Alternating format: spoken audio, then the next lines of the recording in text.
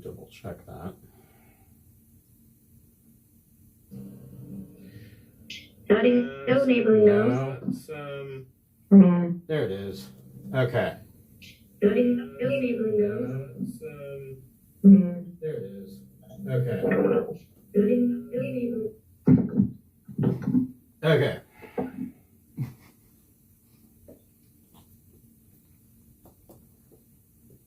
It's a dassy cat. Yes. She's sitting in her dice tray.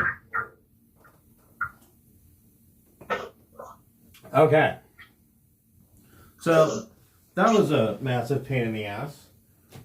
Google decided to take a dump on literally all of my passwords. Just got rid of all of them? Yeah, they're all gone. And then they were trying to tell me that it was going to take them 6 hours to send me a password change request. I'm like, really? That's not going to work. So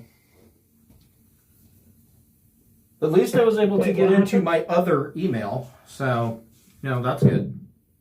What just happened? Oh. I don't know what happened. I have no idea.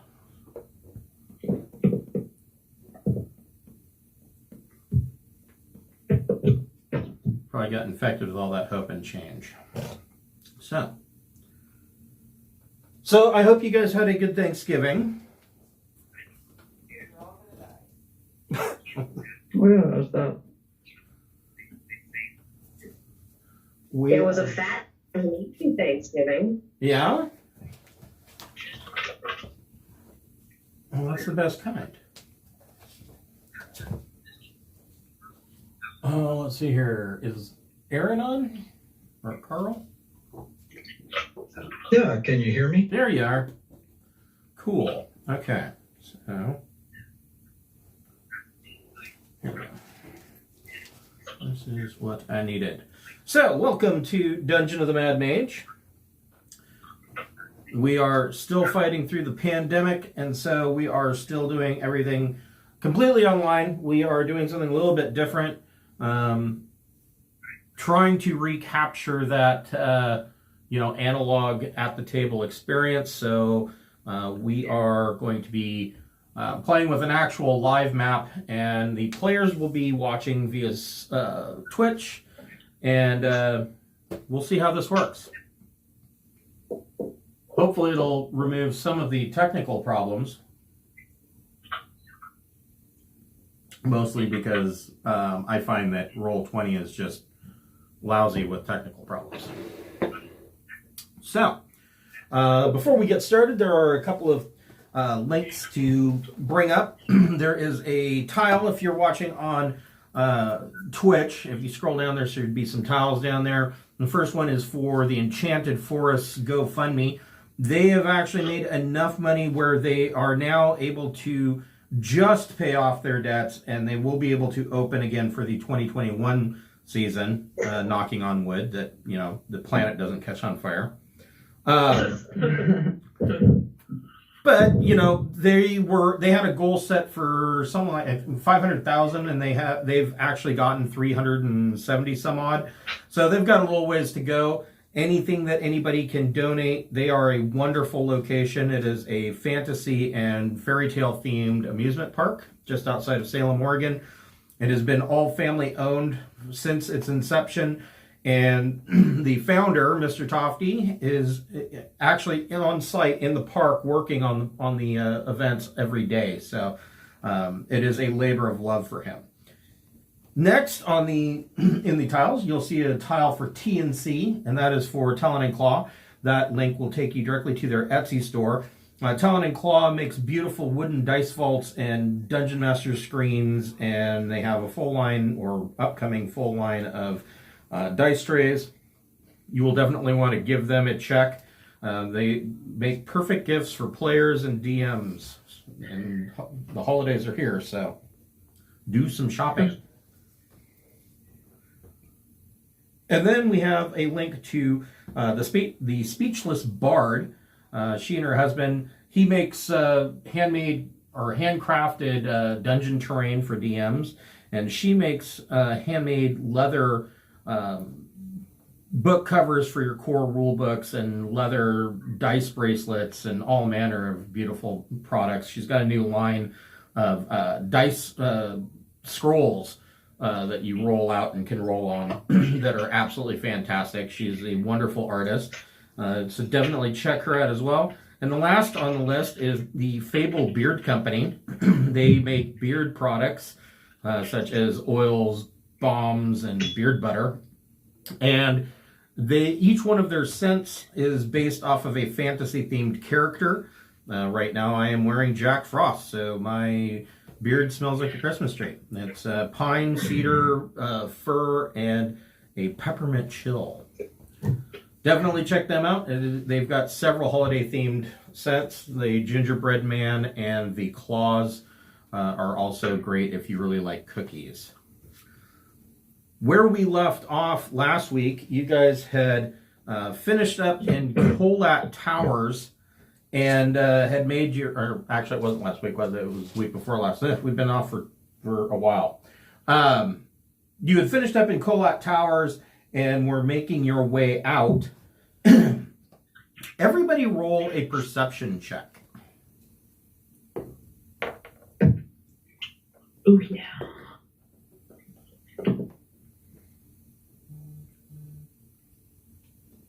And I can only imagine that Carl rolled something like a 42.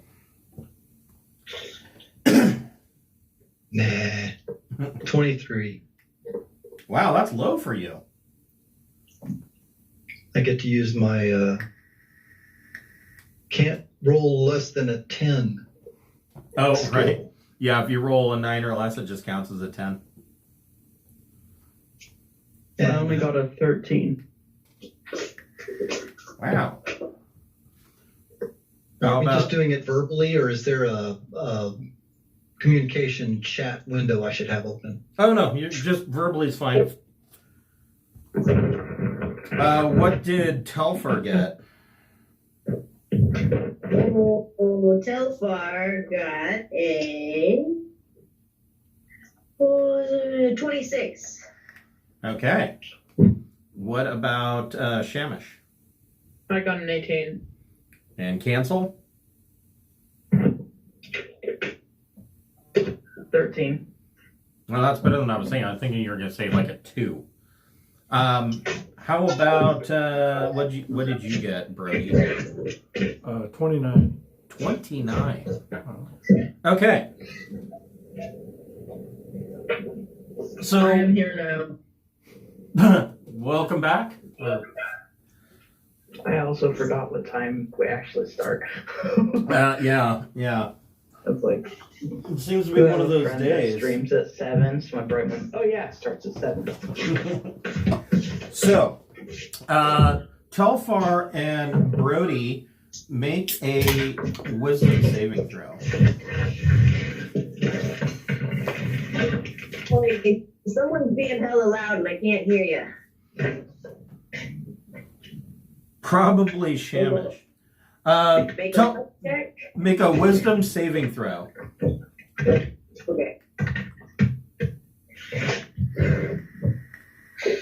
I got a 12. There we go. Okay. 13 for Telfar. Okay. So you guys make your way out of the towers, and you're making your way through the courtyard back to the hole that you dug to climb under the invisible force wall. And Telfar and Brody, right as you step out of the towers, you see a bright flash of purple light. The rest of you make it to where the hole is, and when you turn around, you no longer see Brody or Telfar. They are missing. Telfar is always missing. So. Right. It's not unusual for Telfar to go missing, But but now we're worried because Brody's missing. right, Brody's also. I mean, he was just there. Yeah.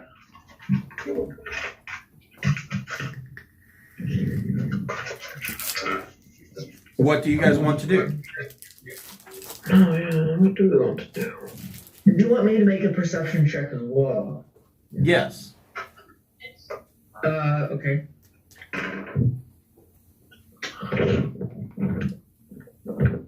29. Dear God. Okay. Narate, make a wisdom saving throw. Oh no. Oh well, I'm gonna get this anyway.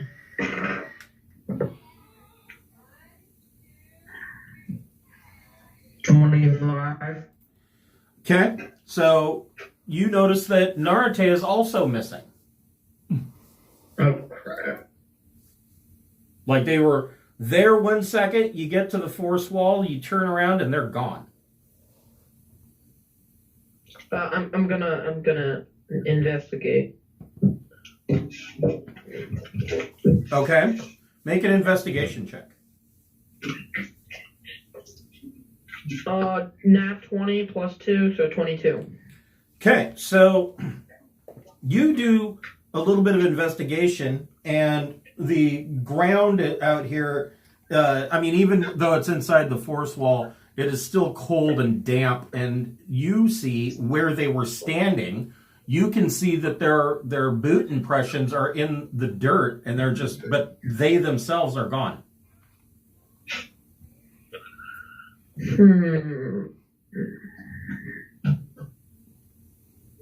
So are they gone or are they invisible? Wave your hands over the last boot prints. Oh yeah, I'm gonna do that. Yeah, no, there's nothing there. Okay, well they were disintegrated. Well, they're dead. This is outside of the force wall or Onward inside? and upward. You're still inside the force wall, and you haven't crawled through yet. I'm going Aaron, make a investigation check. Let's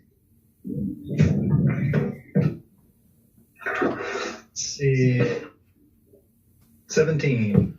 So you are standing right there where the hole has been dug, and you reach out your hand and you realize that the force wall is gone. Oh, well, that would have been obvious from the rain. Right. Guys, we lost our chance to fuck up Manchun. We don't leave a box behind. Telfar, Narate, and Brody make Constitution saving throws.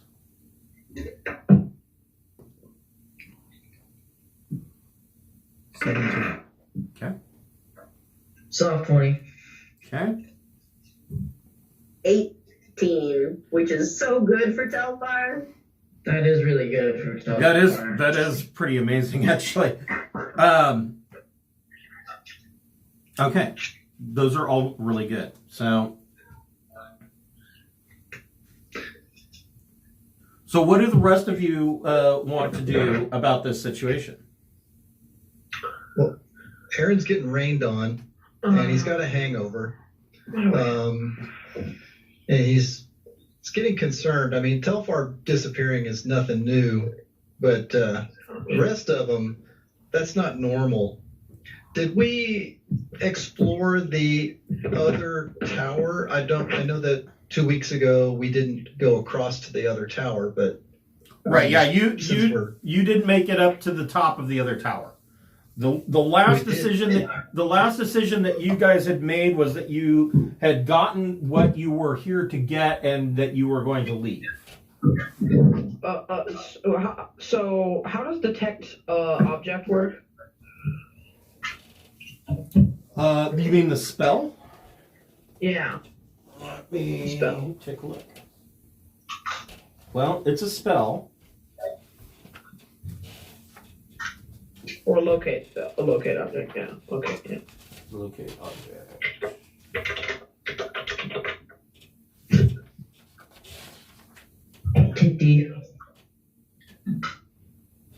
It looks like you've got about 1,000 feet range, and it's got to be familiar to you, and you know the direction. Yeah, you describe a name you describe or name an object that is familiar to you, and then you sense the direction to the object's location. I'm gonna point in the direction of where Narte was. I'm gonna look for his hammer. Okay, axe, you mean? The axe. That's what I meant to say. Yeah. Spell fizzles. You don't even know what he carries.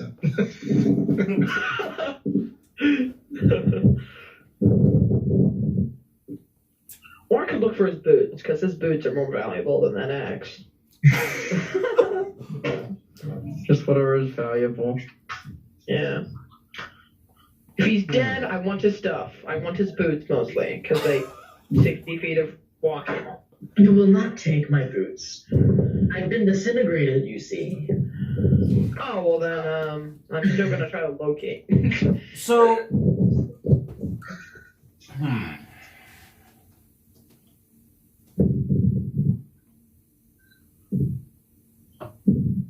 I'm trying to decide how this is going to work, if it will work at all. I don't think it will work at all. The locate object spell goes off, as would be expected. And the sense that you're getting is like when you are dead center on the north or south pole, the compass just sits there and spins. Oh boy, they're probably in a different dimension, or it's the wrong direction. They're dead. I'm saying they're dead. Leave them behind. We don't need them. They're dead? Yep, they're dead. It's too late So for those harsh, things. He just tells us they're dead, nothing else. Give him my best shot. I'm out of here. That Well, has where's their no loot then? evidence. No, they're dead. Lifelong friends. Yes, Really wanted his loot. leave no Fuck 'em. man behind. Leave no loot behind. Yeah. So, what is your plan of investigation here?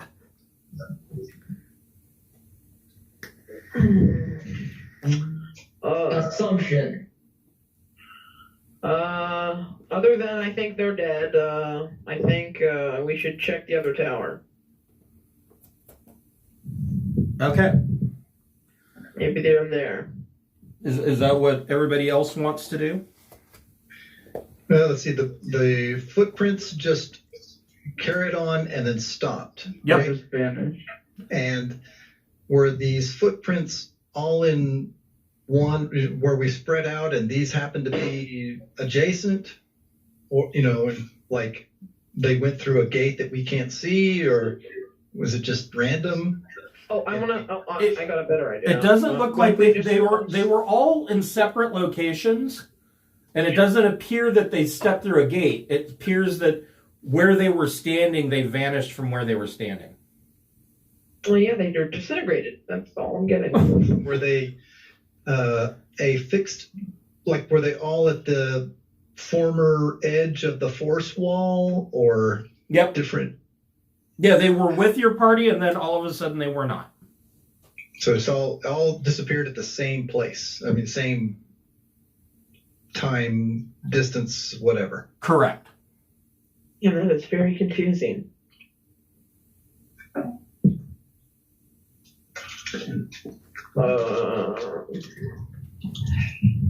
Yeah, no, I got nothing.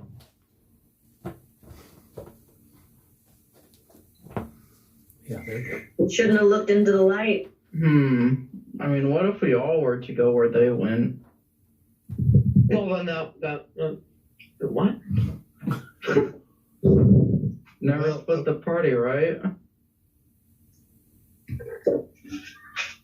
Out of the second tower,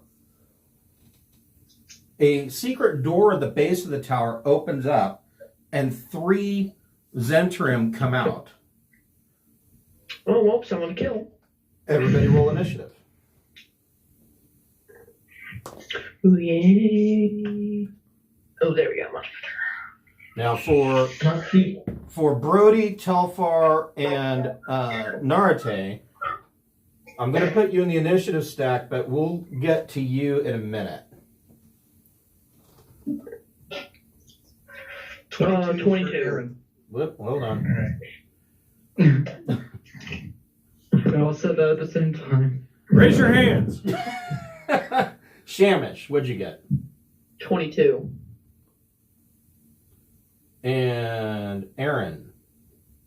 22. I got 22. Wow. Let's roll again. Let's see re-roll here. initiative. Just re-roll initiative, so it's easier. Thrick, what'd you get? 20. Narate. 21. Everyone's in the 20s. Telfar. Wait, no. 16. And Brody. 23. Okay. So, Aaron, you see these three Zentrum contacts running towards you. They are armed with light crossbows. Make a perception check.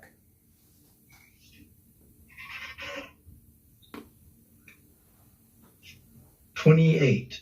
Okay. What is your armor class? 24. Okay. Well, actually, it's been we've had time, so that spell should be gone. So 22. Okay. Okay, that makes sense.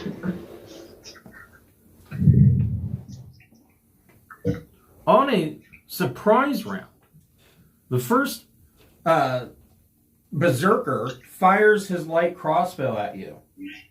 However, your armor class has gone up by 5. The rest of you guys watch Aaron, and he moves and dodges so fast that you have a hard time viewing him, like he's just a blur. And this crossbow bolt whizzes past him. And as soon as it passes, Aaron bends over and vomits from nausea from all of the quick motion. Vomiting is a free action, just like crying. So Dying's also a free action. dying can be a free action as well. So Aaron, what would you like to do? I stand up and look at this guy and say, "What the hell just happened?" Screw it. Pull out my sword and charge at him and hack away. Go for it. Let's see. That means I am equipped in this manner. Okay, that's all good. And I scream bloody murder and attack. And the first one is 19. That hits. And the damage, so I'm not even trying to be very roguelike, is 14. No sneak, no nothing, just stupidity. Okay. And your next attack or bonus attack? Let's see. I have not used them all from pre. Okay, good. I was actually pretty conservative, so I'll go ahead and use my cleric one and go for it. 23 to hit, and the damage is another 14. Okay. So that guy drops immediately. Shamish. Take that for firing your stupid crossbow at me, you stupid Zenrim jerk. Shamish, there are 2 guys left. What would you like to do? I'd like to, Breathe fire. I'm just gonna walk up to him and attack. All right. Oh, yeah, he walks up to him. Like, I just have this image of this dragonborn just sauntering up to this guy. All casual and shit. Loosey goosey. Just unsheaths the sword for a split Does a second. 23 and then It does. the guy's head falls off. It's definitely going to happen, but not yet.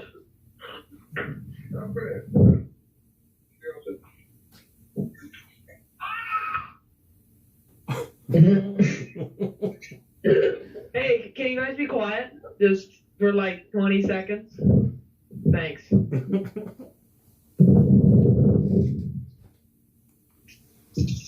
I'm gonna put a string on that. Too.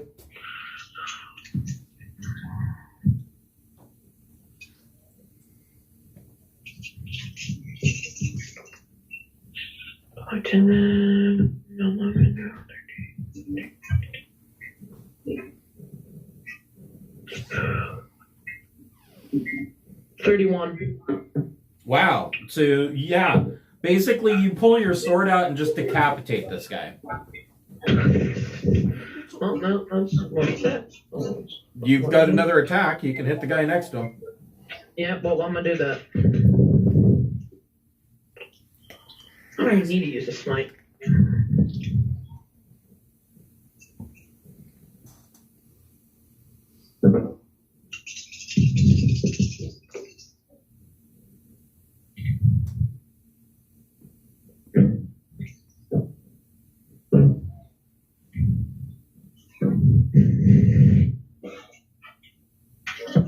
I'm back. I just had to go get dinner. 29 To hit or damage? damage, and Okay. to hit is over 20. Okay. So that would have hit. Hold on.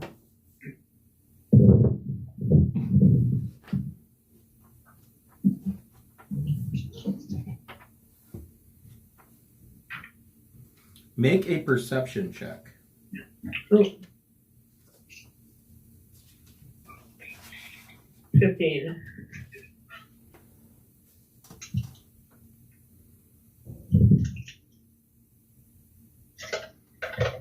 So here again, this guy is coming up to you, and you sidestep after decapitating the first guy, and you bring your sword down and cleave the other guy's head. And for a split second, it looks like there are tentacles coming out of his chin.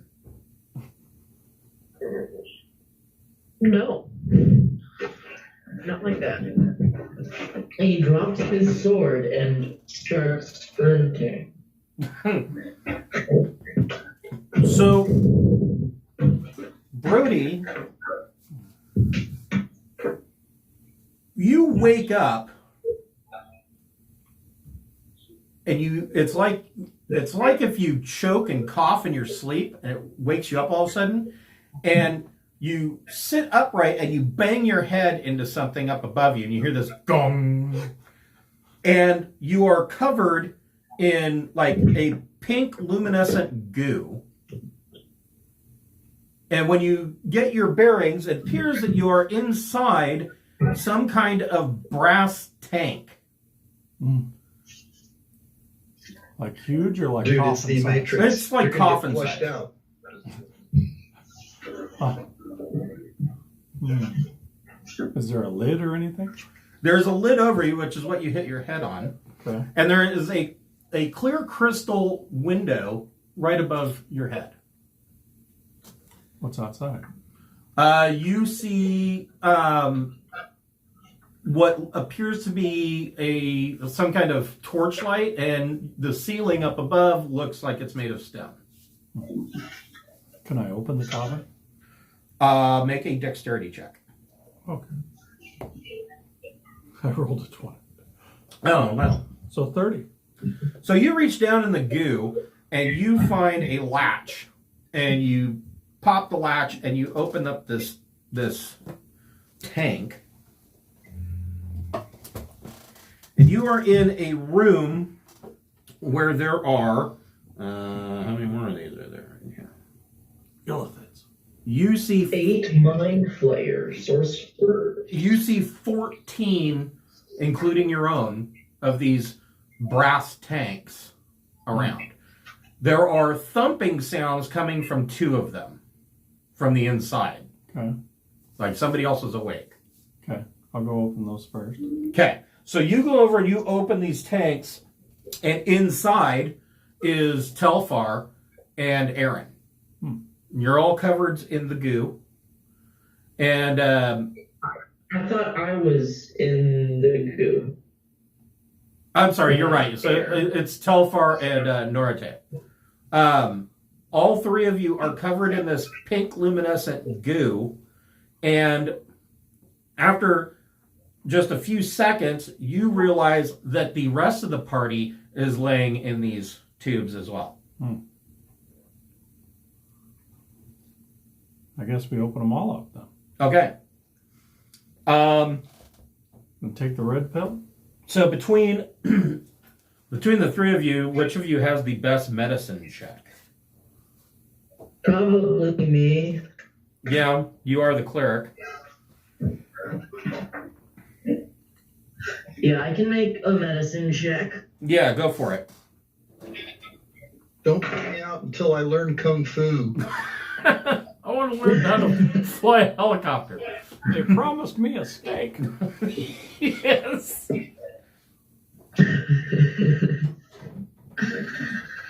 28. So Narate goes around and he's able to wake up everybody. And as you wake up, it's like you're waking up from a dream. And that the entire situation with the fight that just happened, you're not sure if that was real or not. And then it occurs to you, you don't know how long you've been inside these tanks. I'm going to check to see what I'm wearing and what gear I've got. You don't have any gear on you. However, you see that there is a locker in this room. Looks like an iron locker. It doesn't appear to have like a safe lock or anything on it. It's just an iron locker with a lever handle on it. And when you open that locker, all of your gear is in there.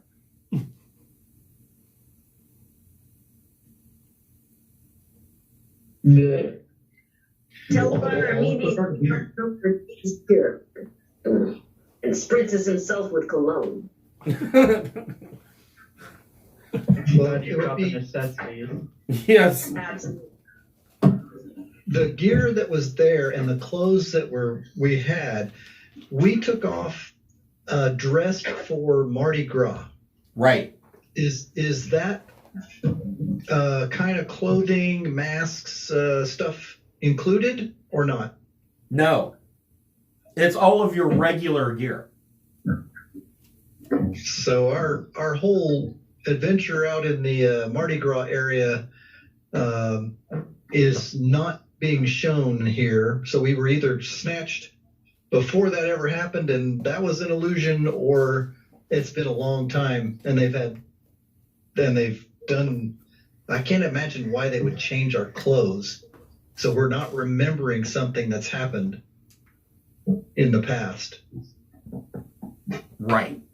That's a safe assumption. Telfar offers Aaron a spritz of cologne. Yes. This will make you feel better, Aaron. Yeah, having in my memory, the last thing that happened was throwing up. Is there any physiological evidence that was in the recent past? You don't find any evidence that happened at all. So I don't need to gargle the cologne. Okay. No.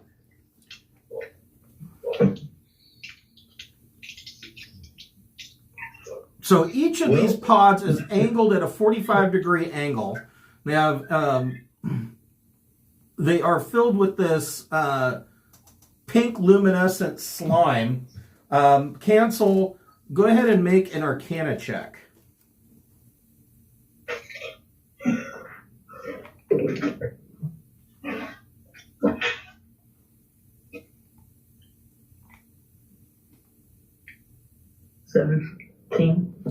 On 17, you realize that the slime that is inside of these pods is a psionic gel. And it essentially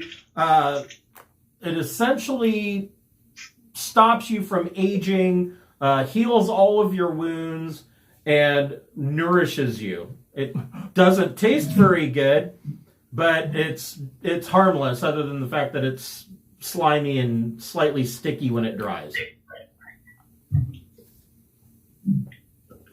Is this a known material? Or should we gather samples of it? I don't want samples. It's got my poop in it. How do you think psionic gel is made? I would think that this is not something that's known to you. In fact, I'll be real honest, metagaming, this wasn't something that was known to me. Right. Well, so Quill will document what he can and investigate, any kind of arcane connections or whatever, and collect samples of whatever he can, because this is very interesting. While he's being all sciencey, we're going to check out the room that we're in as far as entrances and exits. Okay. So there is one exit out of here, and it travels to the east. And you see that there's a zigzagging hallway beyond. Okay, so we take a minute to discuss, and we're either we've lived a fantasy life for who knows how long, or we have had a bunch of stuff happen that we don't recall, because my last recollection is not connected to the stuff that's around here in terms of this isn't the clothes that I had with me. There's small differences in what is in my equipment, things like that. So we're either in the past or the future. Now, I got a question. Gear up. Ask away. What happened to the ex-gargoyle 200-year-old paladin? Did she come along too, or no? She is not here. Neither is the mimic. I think. But I think that most of our adventure has been an illusion so far. In your inventory, you do have the phylactery. So there is some evidence that what we did inside the tower did occur. Well, you had the phylactery before you went into the tower. The phylactery was Arcturia's. It was supposed to be dead, right? Well, it was the silver and purple crystal box that you found that is the phylactery for Arcturia the Lich. And we tried to feed it to a mimic, and we successfully did that, but it seems that we didn't actually. Correct. Yeah, we stuck it in the mimic that was in the tower. Or actually, I don't think we had a chance to do that. No, Brody jammed it down its throat. Oh, okay. Okay, so I don't even think maybe the tower was the whole illusion. Did anyone pick up any loot in the tower? Check to see if you have it, because the phylactery is a definite indicator that the tower stuff didn't happen. Telfar remembers picking up a spell book from the bottom of the tower. Is that in his inventory? It is not. Okay, well, we're just, with the amount of evidence we have, the whole entire tower is an illusion, and we probably all passed up of being drunk at the party, then someone kidnapped us, and then made us think the kid gave us the journey, and then we went there, and then... I don't think we even were at the party, because we had dressed up with masks and things, and those aren't here. God, this is. Let's walk around so hard. So Telfar's gonna put all his stuff on, activate his flying cape, and start poking around. Okay. Yep. And Quill's done, so we're all gonna start. We'll let Telfar scout, and the rest of us will follow. So you guys, this is an option. you guys get geared up. You are all since you spent some time, an undeterminate amount of time in these pods, you have all successfully completed a long rest. So you are at maximum health, and you have all of your spell slots. Great view. Then I would cast Aura of Life. You what? I will cast Aura of Life. Okay. Yeah, if you want to cast any buff spells, go for it. Oh yeah, time to go to my. Can I only have one aura on at a time? I believe that's the way it works, yeah. Dang it. Okay.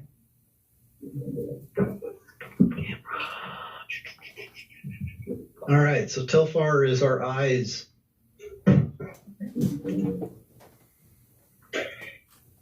All right, so Telfar, you're scouting ahead. That's You're right. gonna see, right? Oh, wait, never mind. I'm scouting ahead. Okay, are you going to be stealthy? Yes. All right, go ahead and make your stealth check. 32. I'm just gonna take my lowest because I'm not next to my dice. Okay.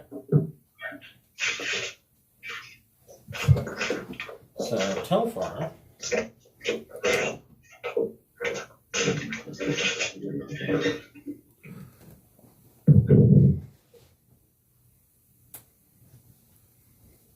These walls are a little tall. The walls are tall and Telfar is short, and I couldn't see where I put the mini when I looked at the camera. So Telfar, you scout ahead a bit, and you realize that you are in a large. It's a large complex that looks like at one time it was very similar to the dwarven ruins that you've run into in Undermountain before, but it's been modified and repurposed. And the floor that you're standing on, there is a clear crystal that you can see through, and it looks like an underground river has been redirected. And where you're standing, beneath you, there is a large turbine that is spinning from the river that has been redirected. And you can see arcs of purple lightning shooting off of this turbine into coils that are mounted in the walls. All right.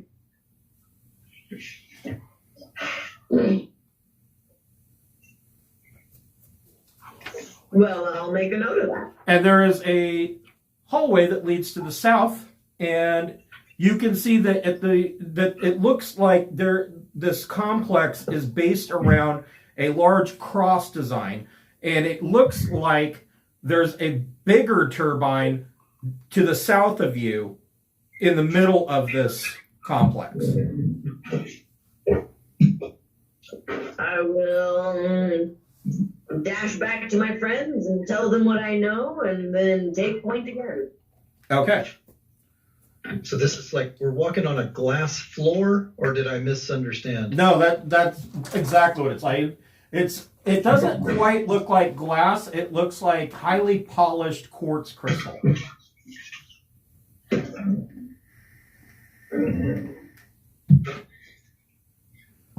And when you look through this glass, I mean, you can see that there are a number of facets. So it's not like a smooth painting of glass. It's like you're looking through a really clear gem.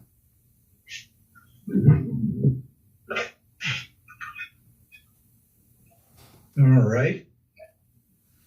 Well, let's all be stealthy, and we've got our pass without trace, so we got a good shot at this. We just need to make sure that we're not going to trip any traps Okay. as we go. So whoever is going to make stealth checks, go ahead and make them.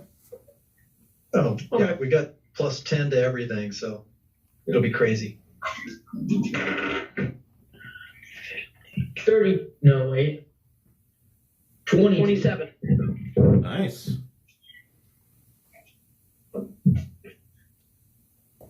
You know you gave out too much mithril when the tanks are rolling 37s for their stealth checks.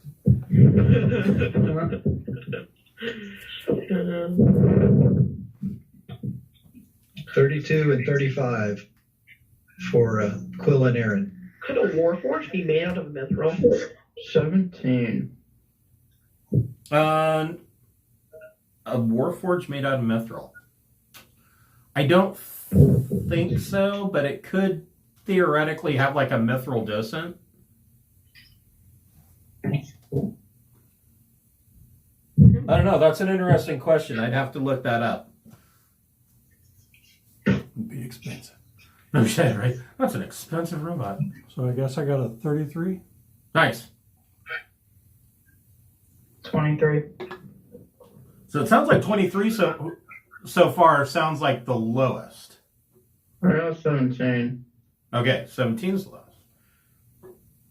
That's more doable. Although you're probably still going to be invisible. Most of these guys don't have... so close, but yeah, nobody's going to see him. Give me just a moment, and we'll be right back.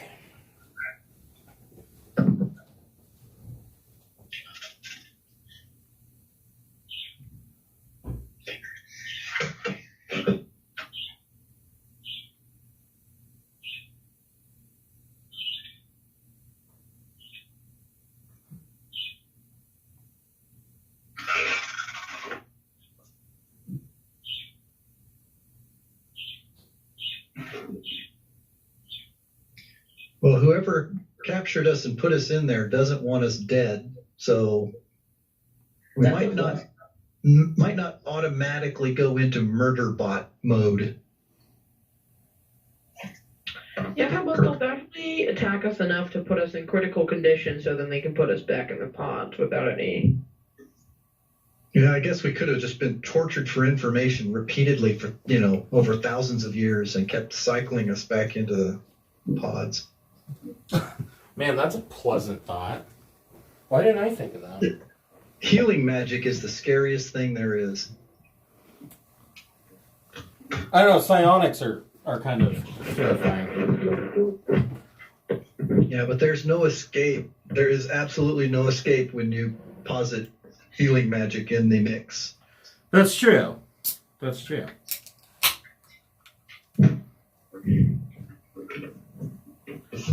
So,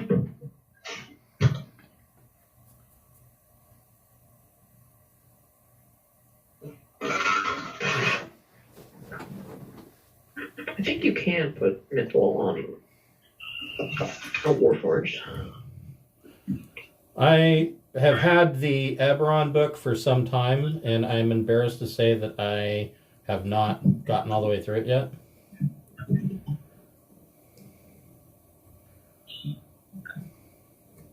That would be Yeah, it's not finished because Kate hasn't finished it yet. terrible. I know, right?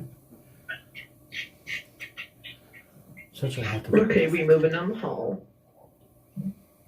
And I don't want to pick up where she left off because I don't know where she was going with her paint scheme. So, Oh yeah, I can full screen this now. you guys get to the center of this complex, and it's basically laid out in a large cross. And in this middle section, as you are looking down through the quartz crystal floor, you see a very large dynamo that is rotating and generating these purple arcs of lightning that are going to coil that look like Tesla coils sticking out of the wall. beneath you. How far down can we see? Like, is it open like to the entire like outside like ground, or is it like a chamber? You estimate that this spinning dynamo is probably about 20 feet in depth, and you can see that there is river water rushing past the bottom part of it, which is causing it to spin.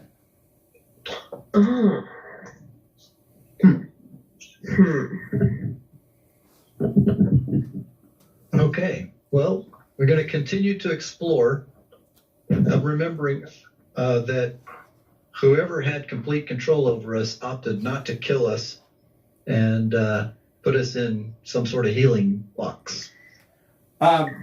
Cancel. Make an Arcana check.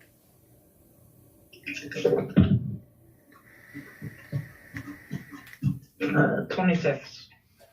So the more that you look at this, you feel like you are looking at this and you're thinking that this is some form of psionic technology. Like it's some kind of massive psionic generator.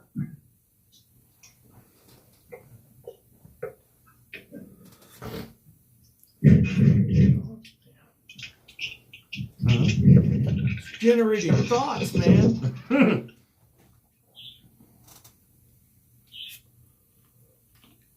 So from here, you can go east, west, or south. The hallway that you came down also continues to the west.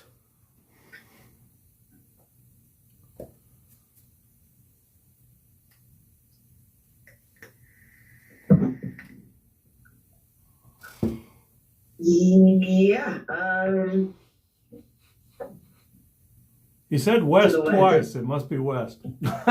So you can go east, west, or west.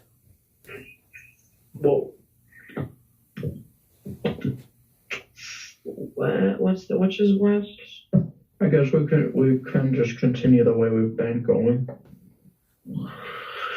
Yeah, let's go that way. You want to just continue going south? Yes. Okay. We don't have any other That's- information. That's south. North, Quill- south. Which one's? Quill's going to try to make just a little bitty flare of sparks 10 feet straight down using prestidigitation. It'll Okay. do nothing, but he wants to see if he can cast through this crystal floor. Make an Arcana check.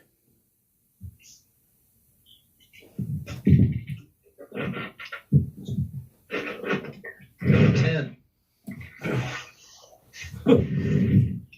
You are able to do it. However, when you do so, your spell appears to be magnified by 100. Ooh. Oh, damn it. Are we still in a dream? Don't, please It's a don't. dream within a dream within a dream. It's Matrix Inception. Oh god damn. Okay, well, if what if we die in a dream? Do we die in real life? Why Always. don't you test it? I'm not. Quill. I'm gonna test it on Quill. Make a Arcana check. Who should he or Anthony? Anthony. Softly. So your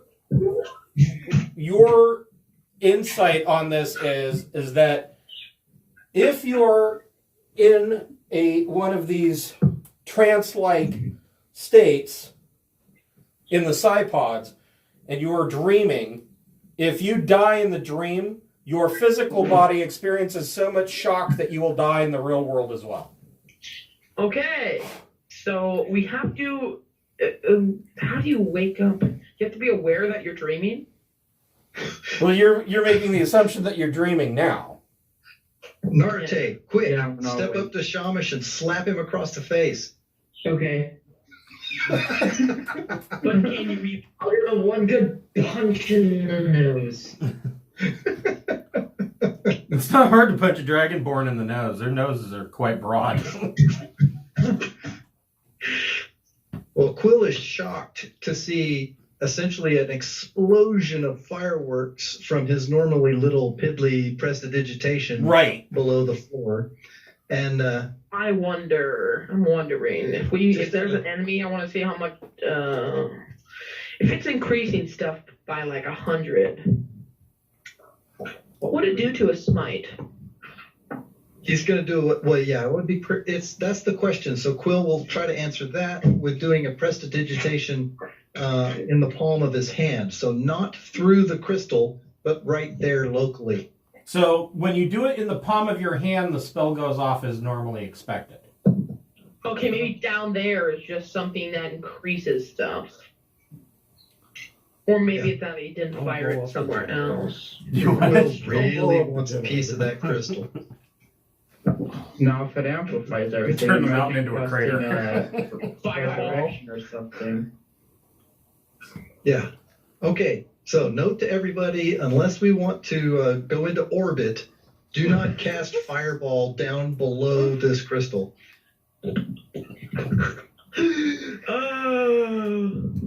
So you guys are going to continue heading south? Was that your Yes. grand plan? How thick is our ground?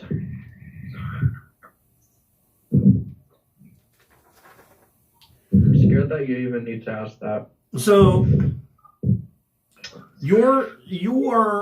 it's hard to judge, but you're estimating that this crystal floor is probably about 5 feet thick. Okay, Narute, get your pick out. We're digging. Negatory on that. We don't know if these people are bad or good yet. Yeah, Well, they I'm not can't gonna do kidnap that. So that obviously means it's not for good reasons. You don't kidnap someone and be like, oh no, this is for the good of you. Yeah, totally. We don't know Well, that we have were you ever- kidnapped yet. Have you ever read Rapunzel? Well, why don't you figure out how to get out of the space station before you blow it up? Yeah, that's usually the Amount of safest power. bet. The amount of power that's in that crystal that we're walking on is terrifying. So hopefully it won't explode just from hitting it with a pick, but let's not test it while we're standing within a few feet of it. Yeah, while you're standing right on top of it. What if we get a piece of it? We should get a piece. We're camping and Jeff was like, did you know that without a blasting cap you could just take a stick of dynamite and throw it in the campfire? I'm like, that may be fucking true, but I'm not going to do it. I don't think that's true. Yeah, look, this nuclear bomb won't go off if I hit it in the head with the hammer. Pow, pow. Right, yeah. Please Yeah. do not Yeah, shoot absolutely. at the thermonuclear But not device. Put that in my book of experiments to not try. May work, but no one's trying. I could probably... You know, that's a better idea. Wow, it doesn't. Hitting a nuke with a hammer? That's a better idea.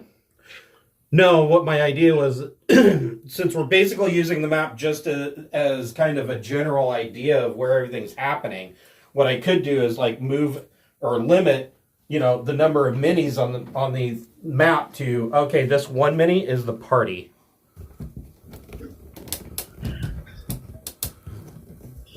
Oh, great. The pink stuff just made us all fuse into one Fuse huge into one monster with fugly 40 monster. legs.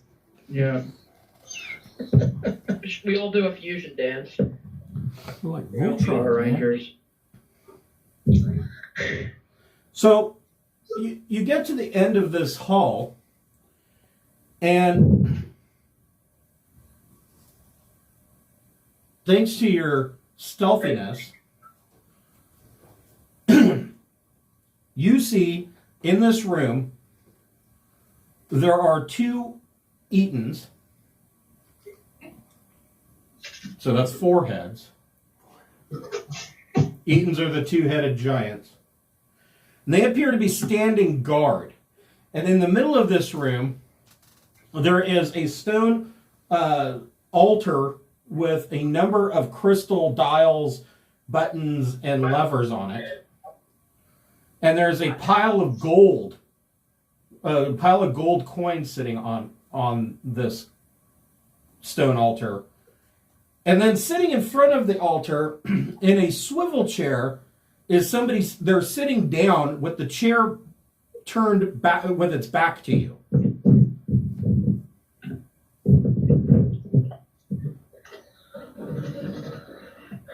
And on the wall you see a number of small crystal what looks like windows, and they are showing different parts of Waterdeep.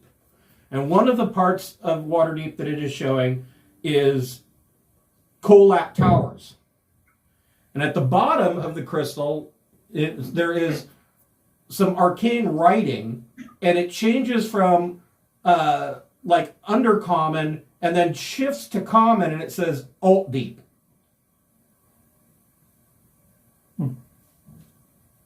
Can you repeat that common phrase again? The common phrase, when it shifts to the common phrase, it says Alt Deep. Okay. That doesn't ring any bells. Everybody make a Waterdeep. Yeah, everybody make a perception check. Alternate Waterdeep. That's what I'm getting from Alt Deep. 24. 12. So far has no idea. 23 for Aaron. Does Aaron or Telfar speak Undercommon? Oh. Languages. Telfar doesn't speak Undercommon, but he has the spell Comprehend Languages, so he could read it. Okay. Aaron does speak Undercommon. Okay. So, Aaron, in Undercommon, so you see where it's going from, in both Undercommon and Common, it's switching back and forth, and it says Alt Deep. And then in smaller writing, it says, in Undercommon, Simulation Running.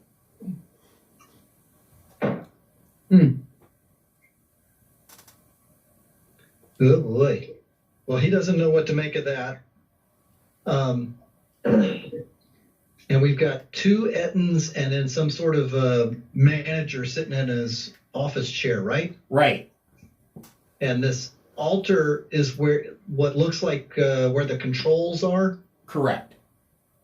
And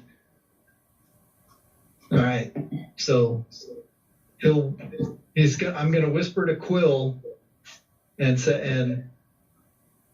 tell Quill to cast a wall of force around the altar so that it's can't be touched. Okay.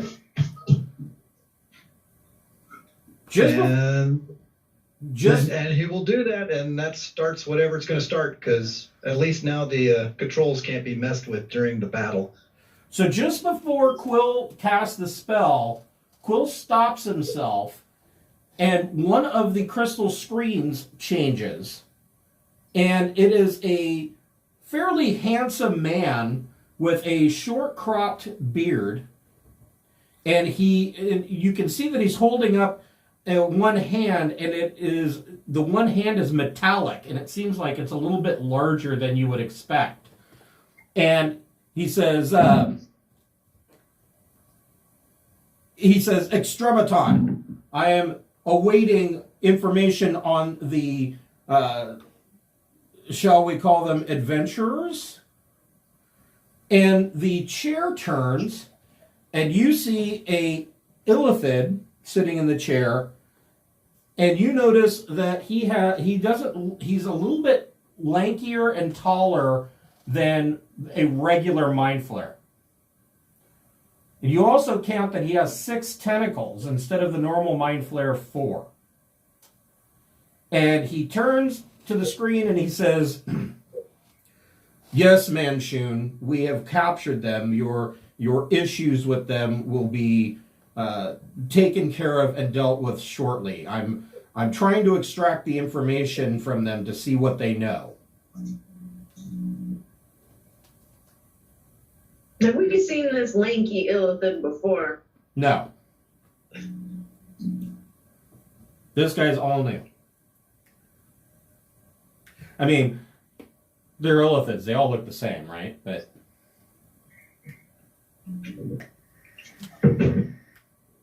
so do you want Telfar thinks to himself, that's what Manchun looks like.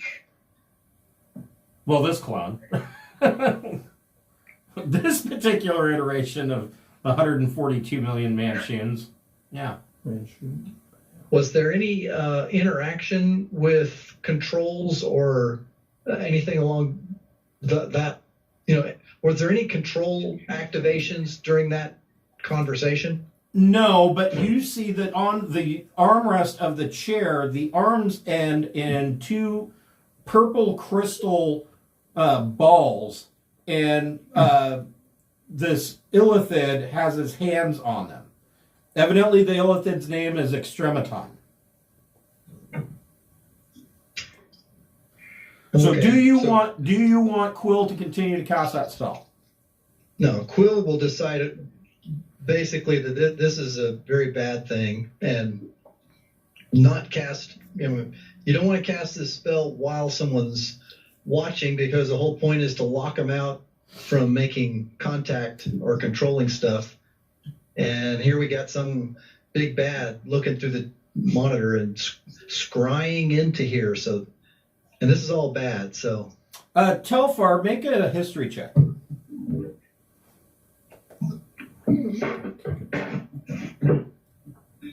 Not exactly my strong suit, but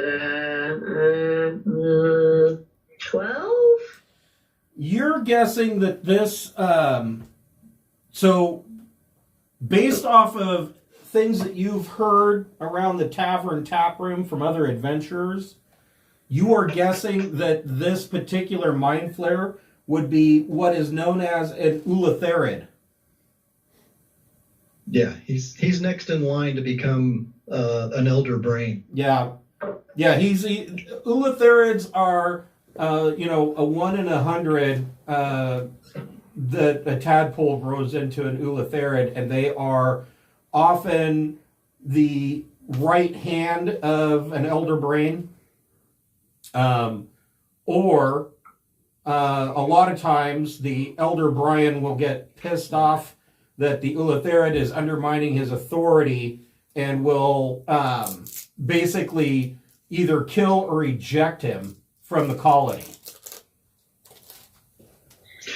Well, as I recall, Durnan gave us a quest to go fuck up some kind of Ulitharid that had been messing around with people's minds in Waterdeep. Is this possibly the same one, or is there a connection? Very likely. All right, then. Is the floor here crystal?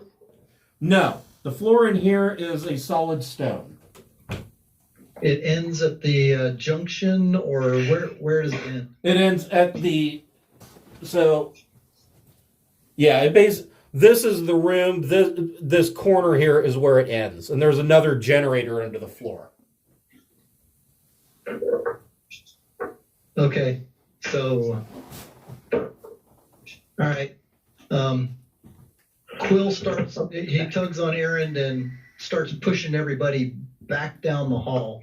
Okay. Back up. Okay. You don't want to go kill him? Well, I think we can fight a Ulitharid. Right, that's too easy. Hey, you fought an ancient dragon. Yeah. Yeah, that worked out okay. So Aaron and Quill are moving back towards the north. Okay. Okay. All right. The rest of you? Yeah, what do the rest of you want to do? If he insists on pushing us away, I guess we'll just go away.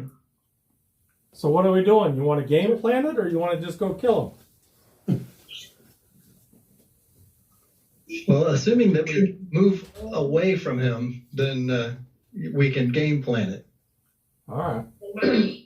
Otherwise, Would you like me to re-roll my stealth, Chris, or are we sticking with my 32? You can stick with your 32 for now, because you guys haven't done anything to break your stealth. So where do you want to back up to? the north end of the hall. Okay. Okay. And assuming Shamash doesn't go in there kamikaze and attack, and we can talk, then we'll say, okay, look, that guy's, we got a big bad mind flayer. He's been messing with all sorts of people in Waterdeep, and this looks like he's got magical psionic power galore with these artifacts, this big giant thing that's underneath us here that, you know, looks straight down. There it is. I don't know that it would. So can we dish out enough damage and, you know, right off the bat to kill this guy in one shot? Because he's going to take over mines, or he's going to alert people. We don't want this to drag out, because we gotta have a distraction. Someone to gather their attention, make them run into an ambush. So, Thanks for volunteering. Yeah, one possibility is to. I will be the distraction then, and then you guys like huddle on both sides of the south and whatever. Is it which is south? Where's south? What direction is south? The opposite direction. Where you guys just came from is south. The bad guys are south. Right. Okay, so then east and west, you know, the T point in the hall, you guys will be on the east and west. I'll run down there, get their attention, make them follow me, and then we ambush them. Underneath this floor, we're standing on the glass right now. Right. And the glass goes pretty much to the south of this hallway, but it doesn't head towards the bad guys, right? It stops at the end of that hall, just before you go Okay. into the room where the bad guys are. And underneath this is a dynamo, or a big machine. That's correct, right? Correct. And it's in a gigantic room. So here's what you see through the floor. River water entering the dynamo is channeled along 10-foot deep troughs. As the water courses through each trough, it passes U-shaped gold-plated metal conductors bolted to the sides and the bottom of the trough at 10-foot intervals. The energy from the water is transferred to the conductors and used to power the facility and likely the psipods. After flowing through the dynamo, the water exits through a submerged, rough-hewn tunnel. Is there a stone or something like that surface that's 5 by 5 that could be someone could stand on? Below you? No. It's all metal. What are you trying to do? Misty step down there. Oh.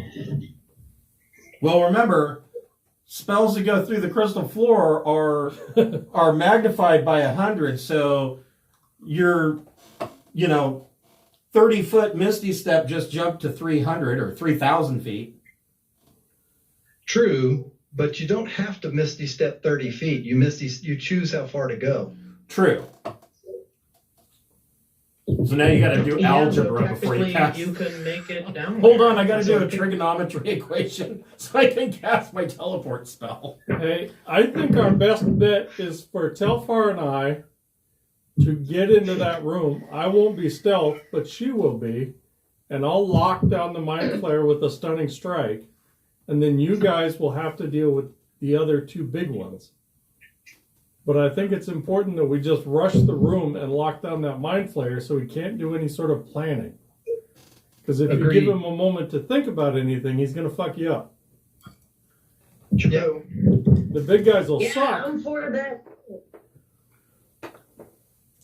I'm thinking I'll just try to dodge past him and stunning strike him. She can wait in hiding to sniper him, and then you guys will be left to deal with the big bads. Yeah, I think that's a good plan. All right. Yeah, we should probably focus on the Mind Flayer. Like, that's really where our troubles are gonna come from. We can bash down those two-headed ogre guys, giants or whatever, pretty easy. That's no big deal. But we gotta get that Mind Flayer taken care of. Quill's acting a little strange, like he really wants to go down there and fire a lightning bolt straight up through this thing. He wants to get an Etten standing on the glass floor and eat a lightning bolt that's been fired through it. Well, what if it's one way? Well, then it won't work. Okay. But the lure, I mean, it's like, holy crap, this is like magical Superman. So, yeah. All right. I have an idea that might be, it's kind of stupid, but might work. We mine a hole in the ground, then we make them run. Then we put an illusion over it. Then we make them run. Then they have to run into it and they fall. Now, just swarm them sounds like a very clean and it fits our modus operandi. We've practiced that a lot.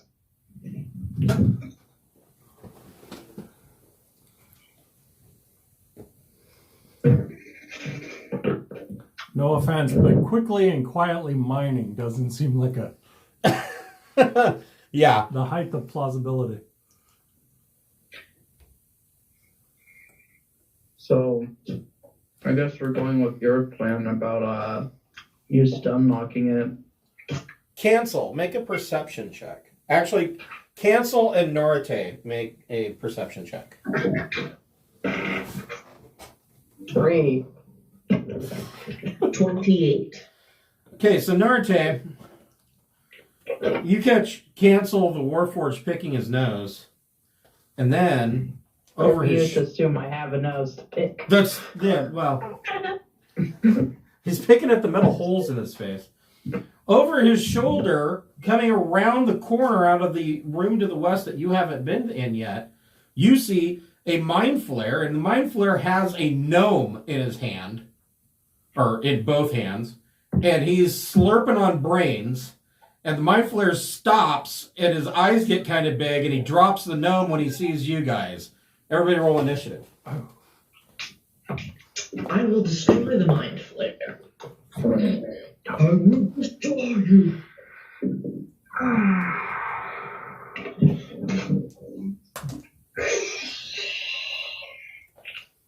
Okay, Brody, what'd you get? 15.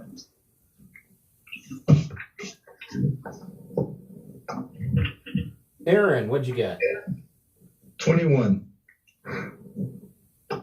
Shamish. Just a sec. 24. Cancel. 5. Wow. This is my third one rolled in a row. Thrick. 10. Jesus, you guys. It's not gonna end well. Telfar. Telfar's been a little antsy and waiting for something to happen, apparently, because he got a 26 this time. And I used a luck point for that. Nice. Narate. 20. I'm sorry, what was that? 20. Okay. So, Norite calls out that there's this Mind Flare. Telfar, what do you want to do? Well, I have another important question. Okay.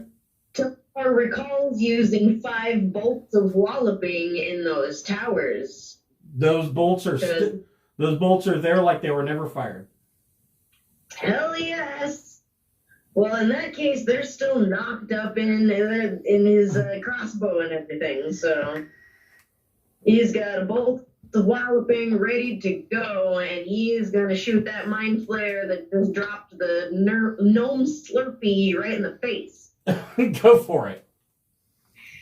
I mean, gnomes make the perfect, like, 7-Eleven hot dog for mind flares.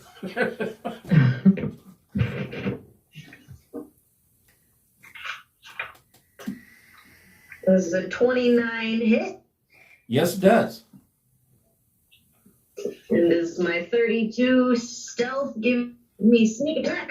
Yes, it does. It also gives you advantage. Well, let's see if I roll in that 20 You just want me to for move it? kicks. No, I don't. Yeah. That's a good idea.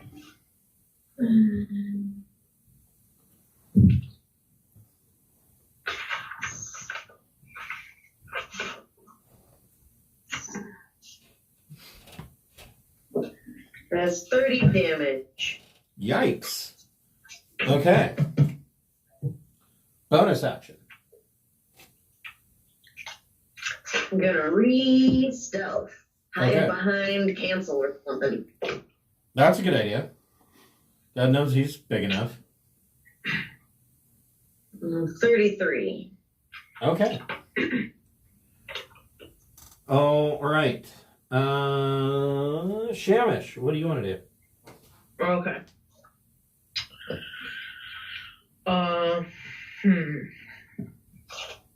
What do I want to do? I'm gonna attack what she attacked. Okay. Yeah, he's like 25 feet away from you, so you can definitely move up and attack. Attack Slurpy Gnome guy. Yep. You want to move the Dragonborn?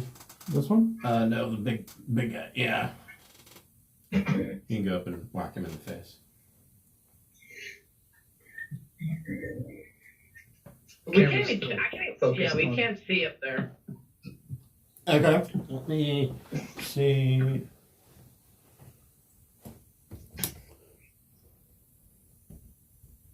Yeah, if you could adjust the camera, that would be super.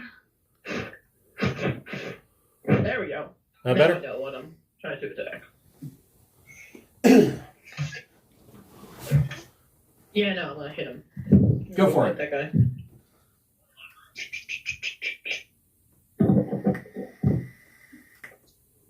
Seven.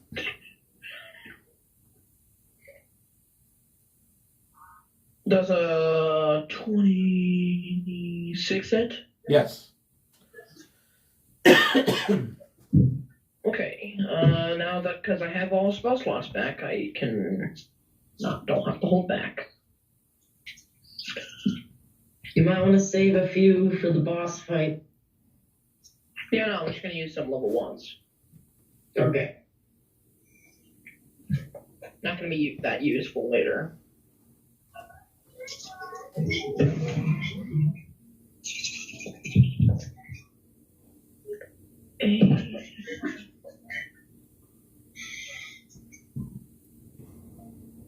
I think it's cute that you guys think the Ulitharid is the boss fight.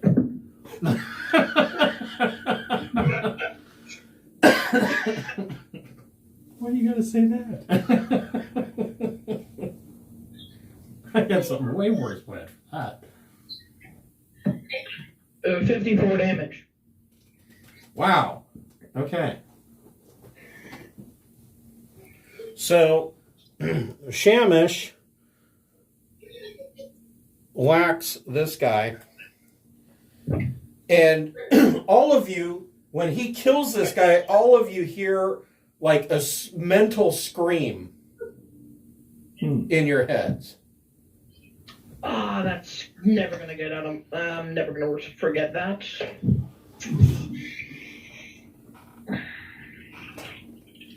Aaron, what would you like to do? Let's see. I will move to the. They expect let's see. This body is over here on the east hallway. Yeah, he's right there. Yeah, and there was this mental screen, so all sorts of bad things are going to happen coming out that way. Dang it. Well, I'm gonna move to the intersection where I can see down the intersection and prep my bow and ready a shot down the hallway when somebody comes. Okay. Because it's going to happen. So you're going to ready an action to shoot the first person that comes around the corner. Right. Gotcha. Okay. Narte, what would you like to do? So, the guy is dead, right? Yes. And where am I? You are the short dwarf. Oh, I see. Okay. So I kind of want to move ahead in front of Anthony. Yeah, make sure nobody comes up from behind us. So, yeah, you could move up in front of Anthony. Stand on the corpse. And that's 25 feet. Beyond, can I resurrect the gnome, like with the revivify spell? He's lacking a brain. Yeah, he doesn't have a brain. Could I use a greater restoration spell? I guess greater restoration would technically replace the brain. Would it? I think you need raised dead. You need regeneration in order to regenerate anything like that. I see, okay. Yeah, I would say missing a brain is not the same as like reattaching a severed limb. It's a little bit more dire. Just touch more complicated. Yeah. Well, his brain is in the Mind Flayer's stomach. We could gut the Mind Flayer and then put the slop inside the skull, and it would be the same. It wouldn't be the same, but it'd be there. Yeah, it's better than nothing. Dead gnome. Hello, this is Potato the Gnome.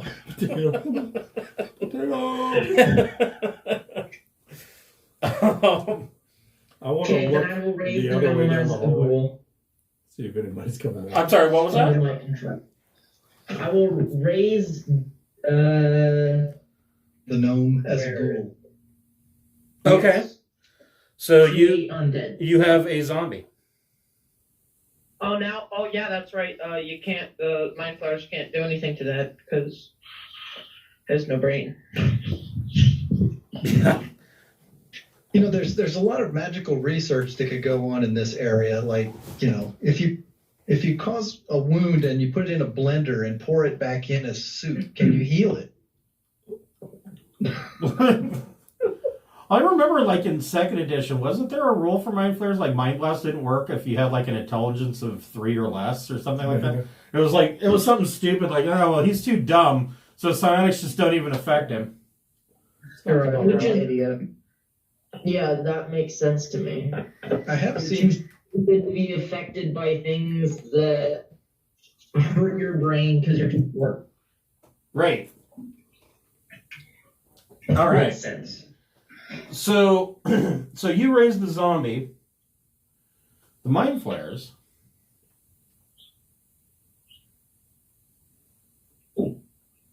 So the first Mind Flayer, completely off screen, you guys get the alternate view in the movie.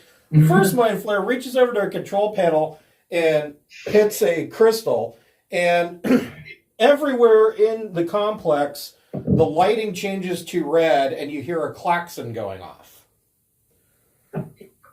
The other Mind Flayer shuffle hovers over here, and Aaron, you get your attack.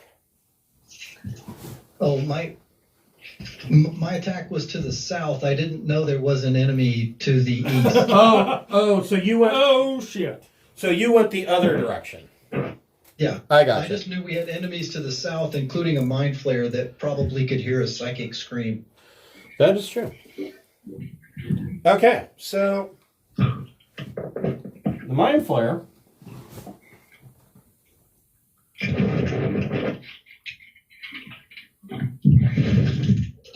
Wow, I can get both.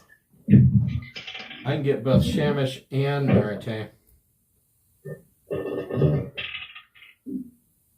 Oh yeah, they did keep the intelligence roll. So Shamish and Narate make DC 15 intelligence saving throws.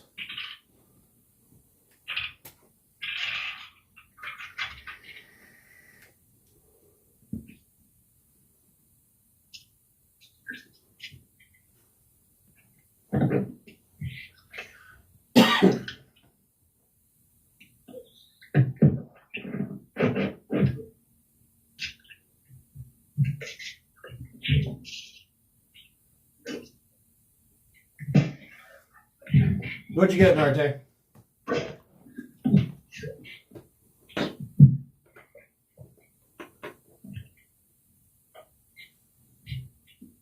Hello? Saving throw, Liam. What? For what saving throw? I didn't hear anything about a saving throw. Narate and Shamish make a DC 15 intelligence saving throw. Okay. 21. Okay. I got a 15. Okay.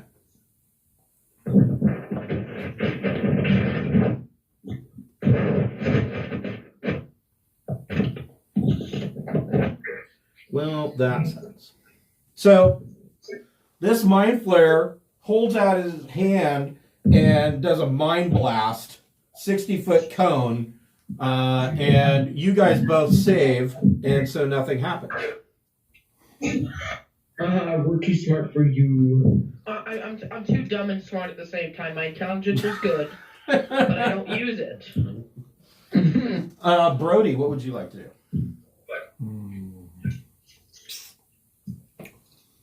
Can I run over and attack him? Maybe. My brain could be active. How far is it? So each sword is 5 feet. 5, 10, Where's 15, my 20, phone? 25, Shit. 35, 40, 45, 50. I can make it to there. Sure. Can I throw a dart from there? Yeah. Alright.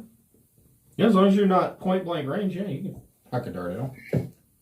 At point blank range, then you're at disadvantage. Alright. So 26. That hits. For the big whopping. 3. Woohoo! 3. And that's just a regular dart, no poison. 3 plus 5. Wow. So 8. 8 points of 8 points of damage with a dart's actually pretty good. Yeah. All right, so you dart him.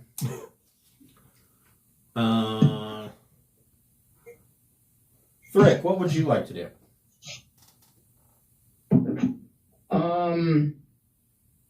Which one am I? You are the orange dragon lizard. Okay.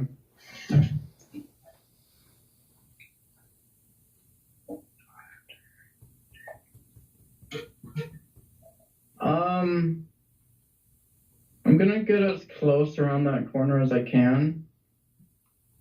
Towards the mind flare that these guys are fighting? Yeah. Okay. So you could get to right here.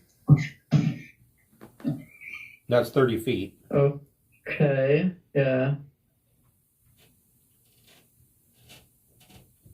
Okay, and then the mind flares the black thing at the end of the hall. Correct.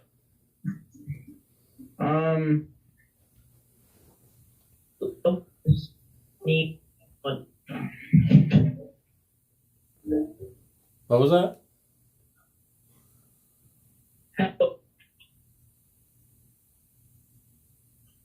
You are breaking up. So I'm gonna.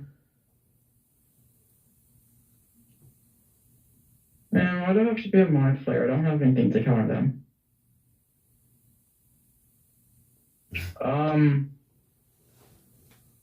Steel. Steel is good to counter a mind flare. Yes. Oh yeah, because I have create steel. Just poke it inside the mind flayer. wiggle it around, and that'll. Right. I'm just gonna cast guiding bolt on it. All right. That works.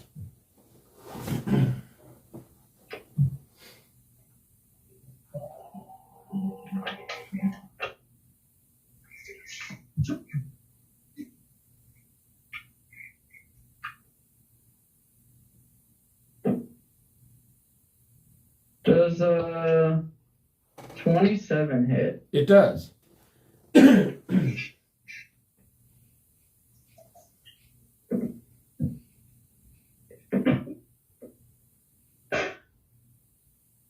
11 damage. Okay. And the Mind Flare is now all sparkly and glowy, and everybody until the end of Thrick's next turn has advantage on attacking Mind Flare. So we can see him a little bit better. Yep. Good. Light him up. Cancel. What would you like to do?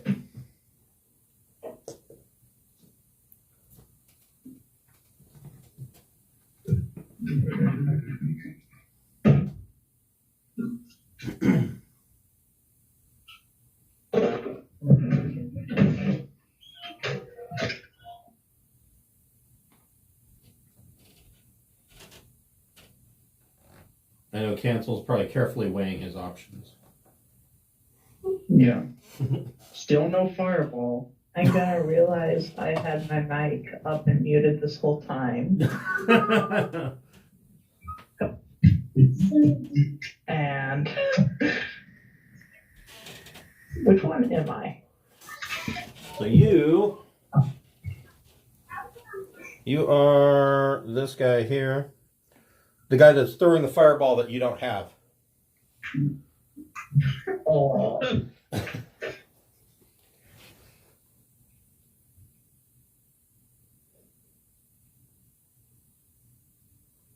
I'm gonna go around the corner and cast a firebolt at him.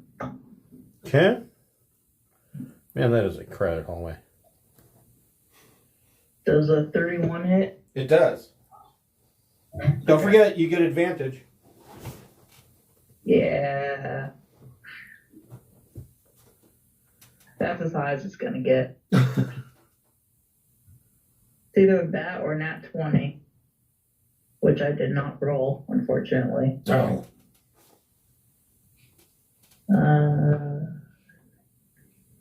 22 fire. Yikes. Okay. All right. Okay.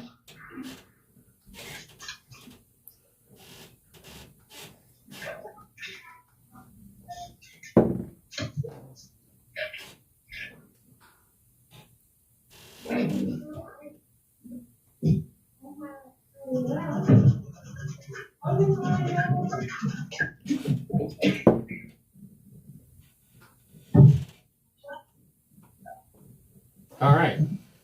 We're back to the top. Telfar, what would you like to do?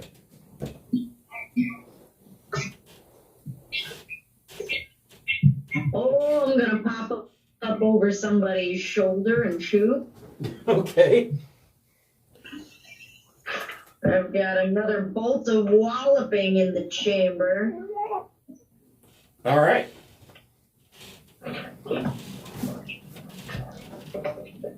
And I have an advantage on the attack against the Mind Flayer for Freddy and Shiny. Yep, you sure do. Which also means you get your sneak attack.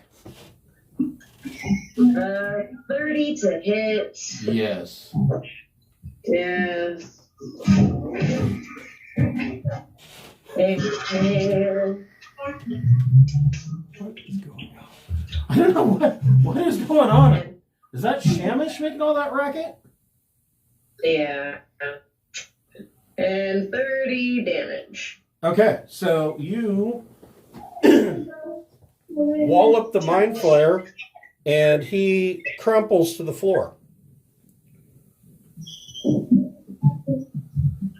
What did you want to do with your bonus action?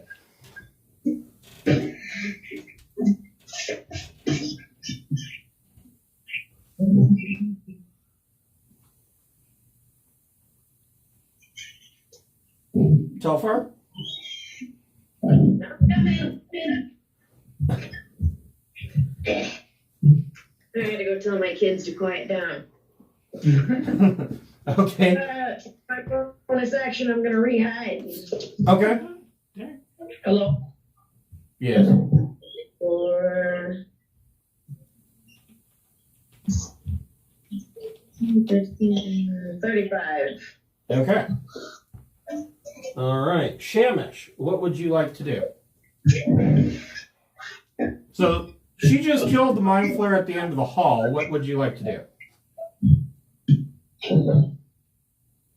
Can you hear me? Yes. Yeah. Is it working? Okay, now it's working. My mic's been very glitchy for a while. It seems to be working okay for us. Serious? It's been like mute the whole time. Well, we've been hearing a ton of racket. Well, that's definitely not me because I'm literally the only one in my house right now. All right. So what do you want to It's do? just the ghosts. Can I move to the other one? Let's see here.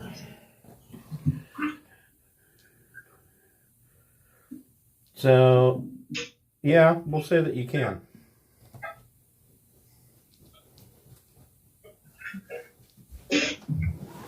Go ahead and make your attack. Okay.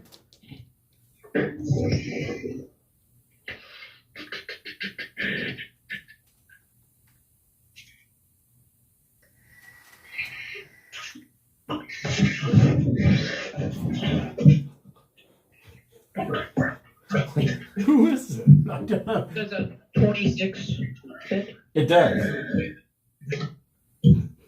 Okay, so this is a mind flare, so this thing can take a lot. Mm. Yeah. It's a standard mind flare, not Yeah, a they're higher up one. yeah, they're like Okay, they're so like only like basically they're level glass three, cannons. Okay, I'll do a level 3 and a level 2. Okay. They have around 50 hit points. I think. So you're throwing on a level 3 bonus smite, right? No, a level 3, Divine. No, a level 3 divine and a level 2 bonus smite. Okay, so what smite are you casting with the level 2? God. Randy smite? Sure. It's not. Mind flares don't have any particular resistance. They do have advantage on saving throws, but other than that, They have a resistance to engaging in melee. They usually send Ettins instead. well, I have to say, in 5th edition, they were at least smart and they gave mind flares a breastplate. If I was a mind flayer, I wouldn't be within 100 feet of a battle. I think what mind flares really need is a fucking helmet. That's the first place everybody wants to hit them. 57 damage. Jesus. Yeah. Okay, he takes that. Your next attack. Cool. Does he look good? Does he looking like he can take another 57? It's looking real good. Scale of 1 to Real 57. fly. Well, his purple complexion has gone more lavender. Mauve? You're strangely attracted to him. He looks really good to you. It looks good. I mean, good. Tentacle porn. No. Fisherman's wife, too. The retentacling. Okay, I'm just gonna hit him with a level 2. Let's see if I hit.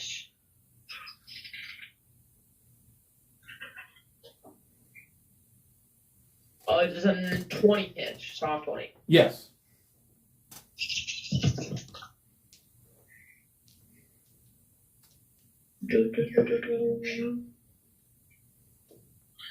Seven.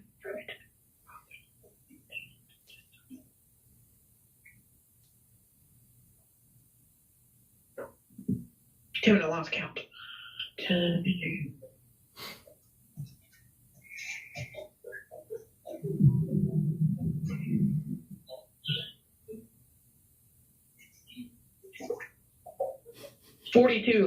Well, no, 43 damage. Okay, so your second hit, that finishes him.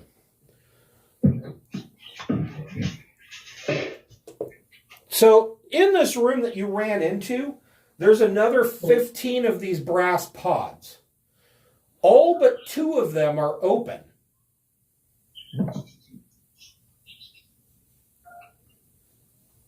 Let's open them all. Open them up, man. I mean, all 2, but Aaron, do you want to continue to ready an action to fire down the hallway for whatever's going to come around the corner? Or do you want to change your course of action? I'm going to keep. I'll keep their backs protected, but I'm going to. My character's standing out in the middle of the hall. He would be back, looking around the corner. Okay. So that he's got half cover. Yep, that'll give you a +5 to your AC. And Quill is going to be standing behind me, and I'd like more information about this alarm, this red blinking light that's going on. Yeah, it's not even a blinking light. It's just the lighting in here has changed to red, and you hear. That doesn't sound good. I don't know. That sounds very good. Okay. Well, Quill's just really excited, and I'll say, do something to make it quiet, Quill. And he's going to cast Bigby's hand just below his feet, down inside of the through the crystal. You just really want to break this down. Okay.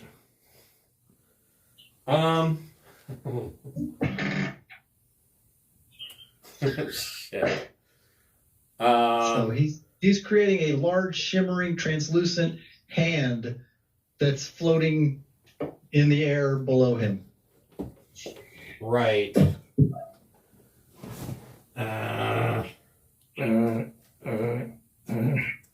Well, I And mean, there's like a glint of who knows what, power mad? I don't know. But something is in the eye of Quill.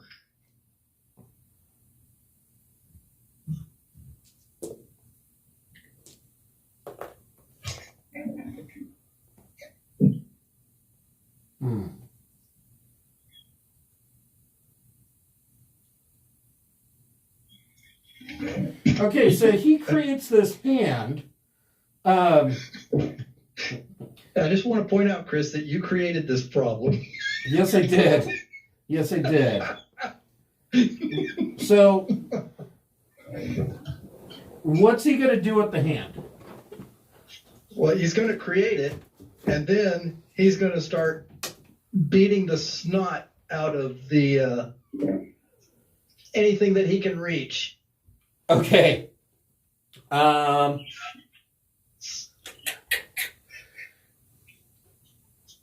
Shit. So he casts the hand, and it goes through the crystal floor, and it now has a strength of 66. Enough to kill gods. Right. And a plus 80 to hit. And so it hits this dynamo that's under, not the central dynamo, but the small generator that's below you guys. And the generator tilts and starts wobbling back and forth in its housing, and it's banging against everything. And the klaxon stops, and the lighting starts to flicker. Oh, good. Success. All right, so that's his first action. Okay. And that's the end of Quill's turn. He will maintain concentration on the God hand. Okay. Hold on just a moment. I will be right back. I'll be back. He needs to get a piece of this floor. that's exactly what he's going to be ramming that fist up to crack this floor so that we can get some of it. And as long as he can hang on to this fist, we can march through this entire dungeon within 1 minute, just turning things to jelly. Carl, this has Just been holding a giant crystal that is constantly empowering this hand. Makes sense. No, I think you should have like a shield made out of this stuff, and you hide behind it, and you cast the spells through it.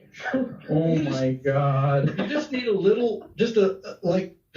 spell focus. Your spell focus is that crystal, Yeah. and you cast lightning bolts and fireballs and magic missiles through there. He can't let us have this. So, this is a one-shot deal.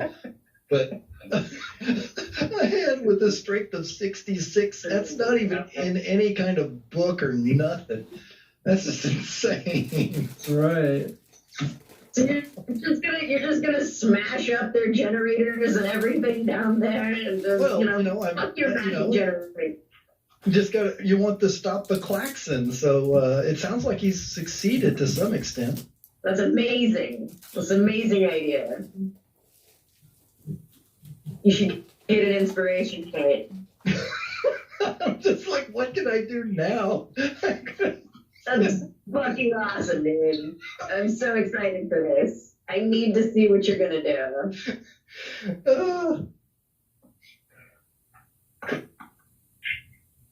Quill's been this mild-mannered little tavern keeper that's used his utility spells to keep it clean and look out for business opportunities and stuff like that. And he's never really wanted to go on these adventures because they're dangerous. So I agree. I agree with that. Start to see the appeal, huh?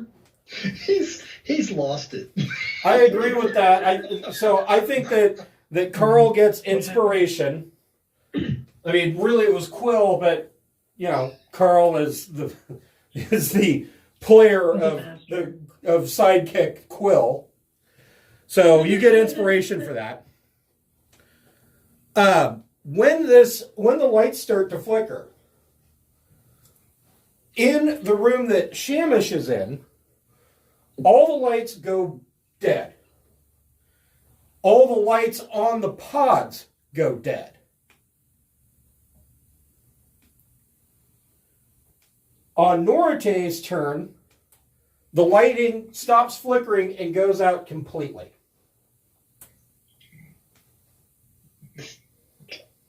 The only light in the hallway that you're in right now is from the glowing coming off of one of the Mind Flare corpses.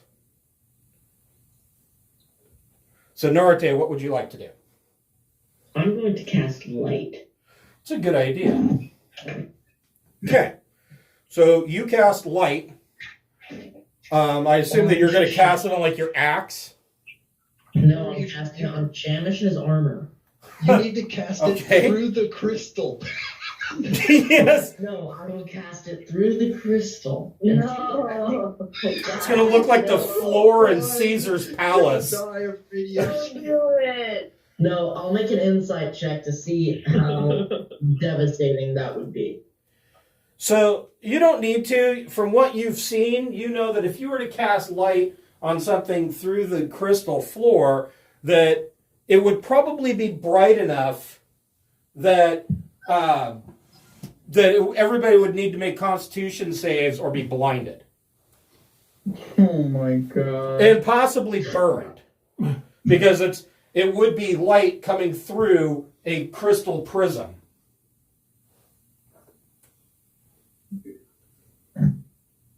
It's like the story. The light of 1,000 suns below us. Well, it's like the story of the woman that went to the crystal shop and bought an actual crystal ball. And the woman behind the counter says, okay, when you're not at home, make sure that you put a blanket or a towel or something over this and keep it covered. And the woman says, is it because the evil spirits might find their way into my home? She says, no, you idiot, because when the sunlight hits it wrong, it's going to burn your house down. So Brilliant. So that's what would happen if you were to cast light down there. However, you notice. Actually, no, you don't notice anything.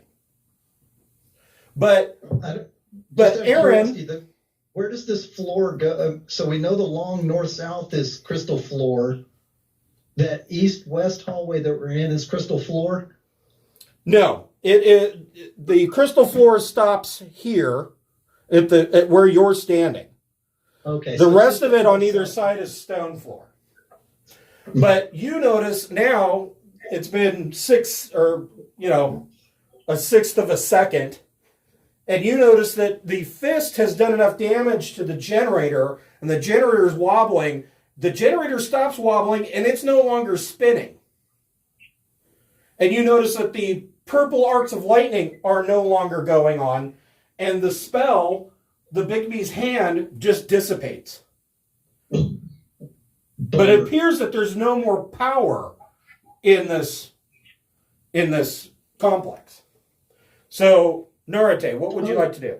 Well, so you cast light on Shamish's armor, right? Yes. Okay, so that would mean you're probably right there. Okay? All right.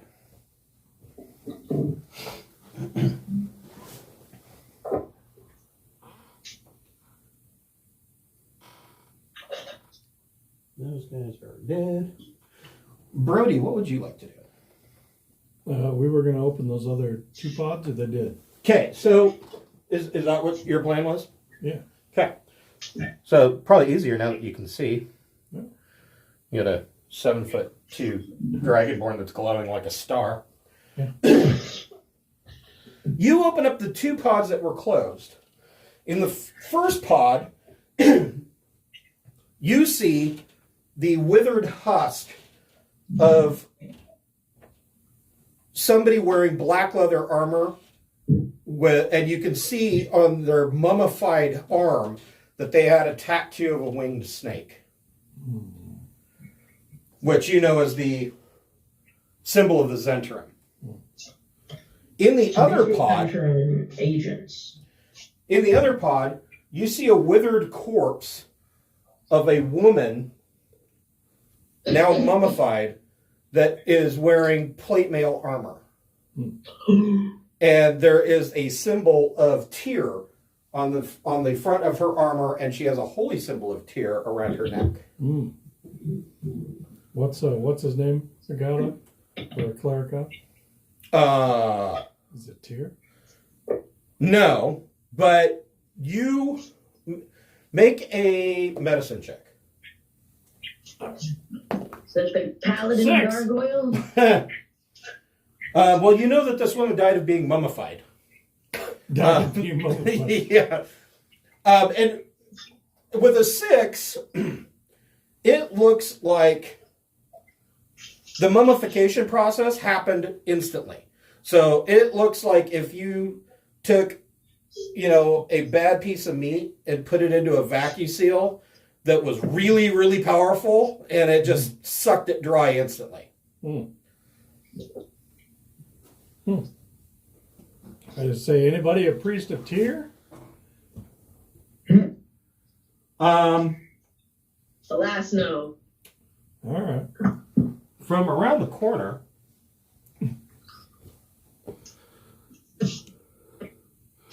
no. I know these guys can get up and flat move. Yeah, not that good.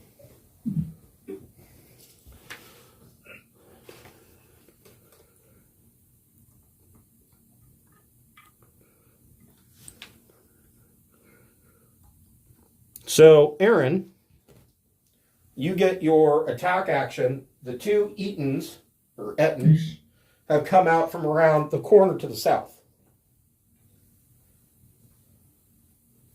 Alrighty. Let's see.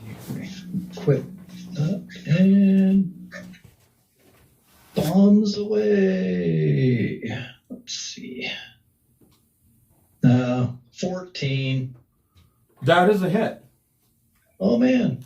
Sweet. Assume you're going to hit the one in the lead. Yes, the one that's in front. And it does 19 points of damage. Okay. All right. And I'll yell, incoming from the south. Can I take a double dash? Dash and then dash as a bonus action to get back to his position. Can you do that as a monk? Or is it, I thought It that costs a Kai point to do the dash as a bonus action. Yeah. I'll let you do it, but you'll have to wait for your turn. Okay. And then. No, and then. Let's see here. I don't know that he would be dumb enough to do that.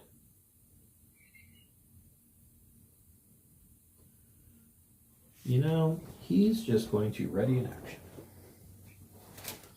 So, Thrick, you hear Aaron yell out, incoming. What do you want to do? I immediately just drop to the floor. Good job. Just going to go prone. Well, I like that. I said, incoming from the south. That's good instincts.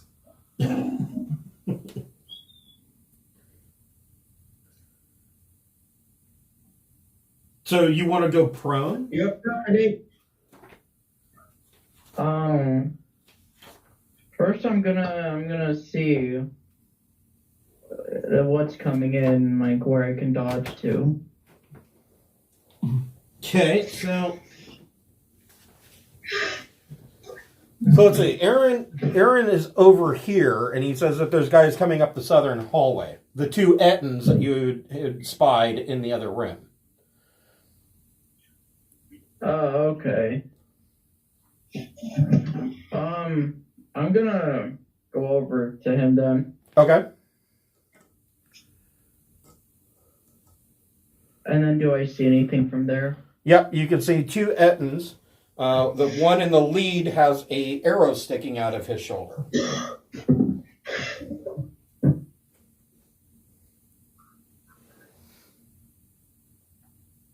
I'm gonna... Can I ready an attack for if they come within melee range? Sure. Okay, I'll do that. Okay.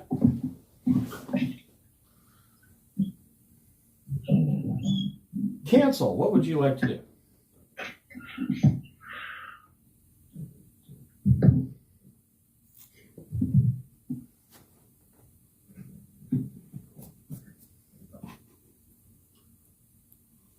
Cancel. I need to remember when I do this. I was like, I bet he's talking to himself again. Yeah. I shall.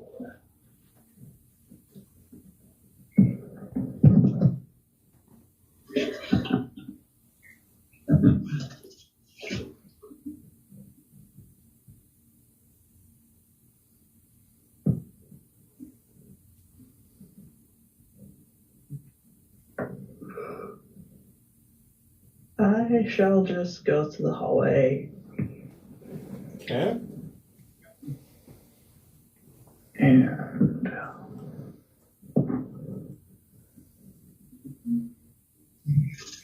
It's the other reason for doing it this way is I get more exercise. Yeah. Walking around the table. Yes.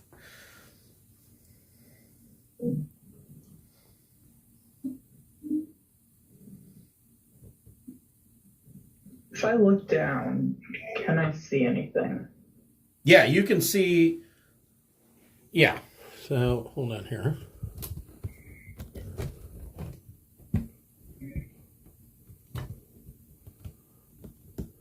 Reminder that I do not have dark vision. Oh, that's true, huh?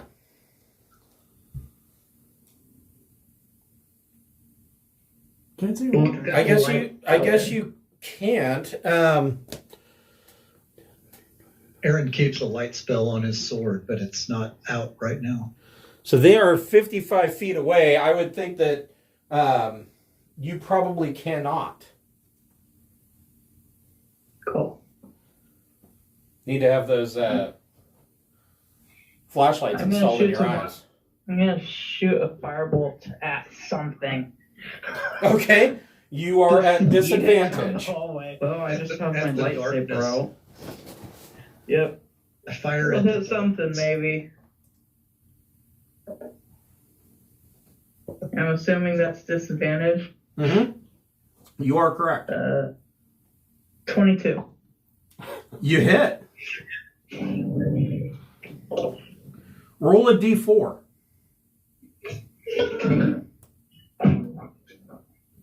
What's D4? 2. Okay, so you hit the guy in the lead with Firebolt. Go ahead and roll your damage. Wait. 25. Wow, that's pretty good. Two So 9s and a 7. So you hit the lead Etten with a firebolt, and both of its heads are all pissed off and roaring down the hall, and its chest and beard are on fire. So it probably has Hey, there's advantage something on down there. intimidation checks. It is a little bit terrifying. I think I see something. It's really tall. Telfar, what would you like to do?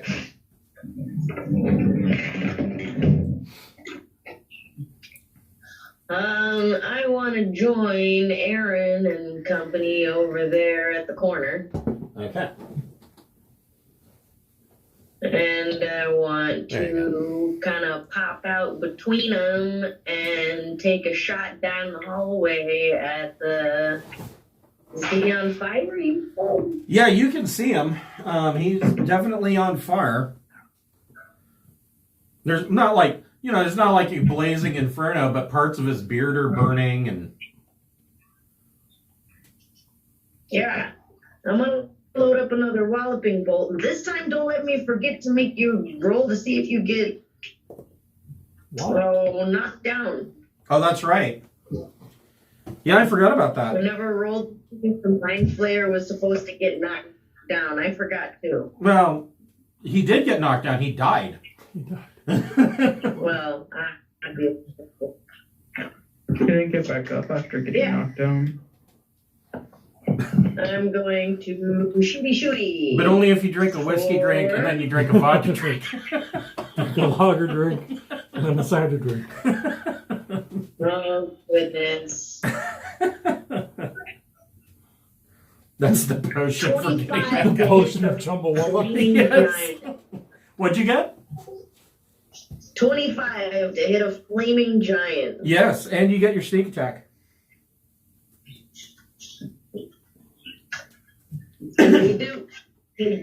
Do.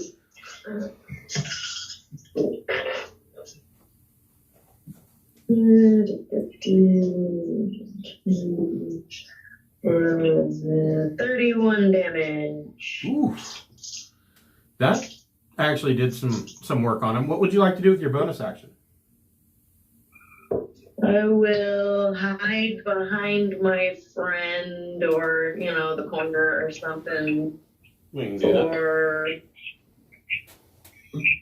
36. Okay. All right, guys, you're supposed to check to see if you knocked him down. Yeah, oh yeah. Great. So what's the DC on that? It is DC 10 strength save. Ooh, he got an 11. Whew. Next time. Thank you, Carl. Thanks for reminding Very me. close. All right. Shamish, make a perception check. A 5. I'm going to say that you can make that with advantage because you have prior knowledge. So go ahead and roll that again. A nat 20. Wow, there's just That's a heck no of a in the difference. between with this kid. All right, so you recognize that The mummy in the plate armor is Lady Gondafrey, Oh. who was the gargoyle. She was the paladin that was turned into the gargoyle.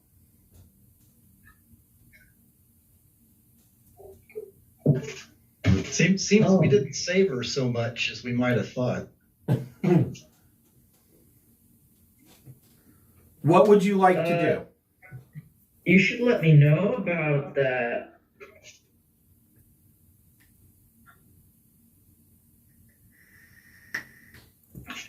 So what would you like to do on your turn, Shanish? What am I close to? Or am I close to anything? Well, you are in the room with Brody and Norite. No. Okay. Can I move to anything? Let's see here. If I can, I'll just move as far as I can. So, okay. You are heading down the hall towards where these guys are shooting down the hallway. Does that sound like a good plan for you? Yeah. Okay. Go ahead and dash. What the heck? Yeah, you could dash. I mean, you're not going to be able to do anything, so might as well. Yeah, I'll dash. Well, 30 puts you right out here. All right.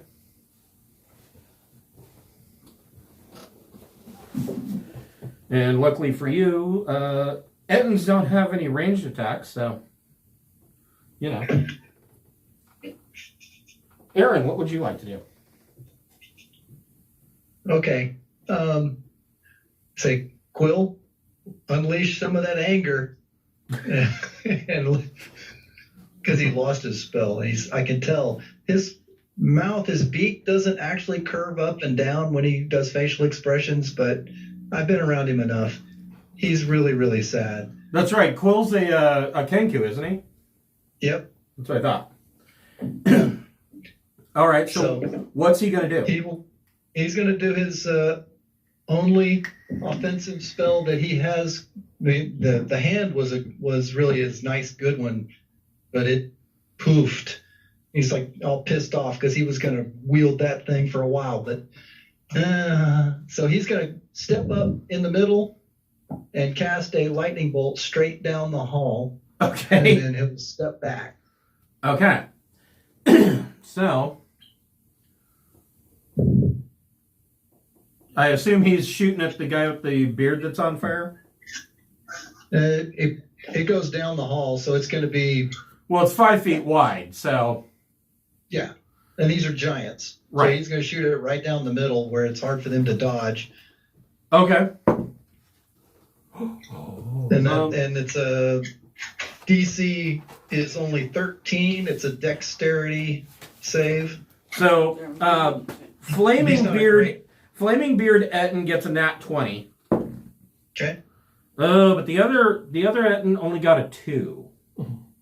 Which actually is a soft 1 because they have a -1 to their dex saves. Man, I almost went 3.0. I was like, oh, reflex save. What? Fuck, I wouldn't... So go ahead and roll damage on that lightning bolt because one of them's going to eat all of it. The other one will take half. Okay. The 8d6 is 30.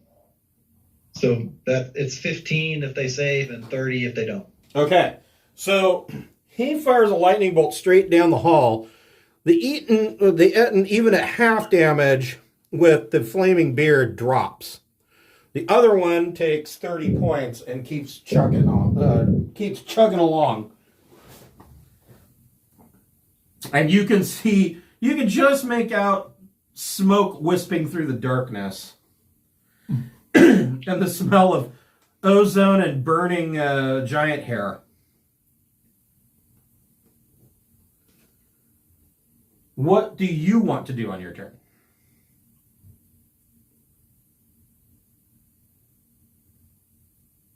Aaron?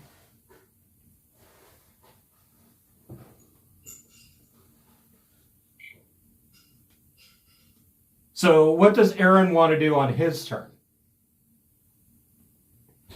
That was Quill. Sorry, I I was chatting away like crazy. You guys didn't hear any of that, huh? No. No. Okay, so 60-foot dark vision. I'm at the edge. I may have to step up a little bit. And I will bonus action. He has to beat a 20 or meet a 24 or better on his deception. Otherwise, I know his weaknesses. Okay. I don't Yeah. think he's going to be very deceptive, but you never know. It's a charisma roll. No, he got an 8. Okay, and I will shoot my. Vulnerable to fire, acid, and strong women. Crud. Okay, only an 11 to hit. No, that is a miss. Okay. Ciao. And I've used my bonus action, so that's it. Okay. Narate, what would you like to do?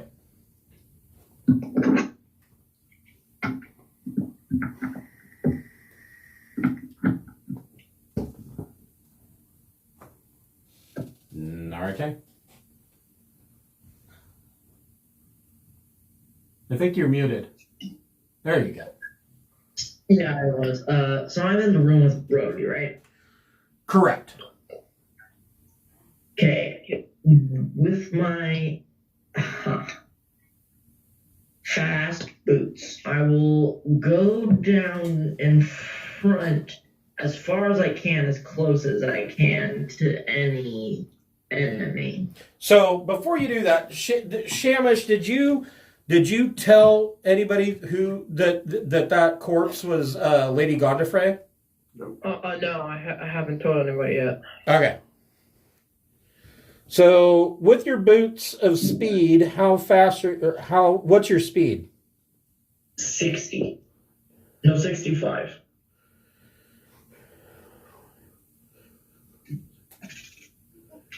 Okay. That's as far as that gets you. Did you want to ready your action until, or do you want to cast a spell? What would you like to do? You're not in melee How range. far would I get? So you are just in front of Shamish,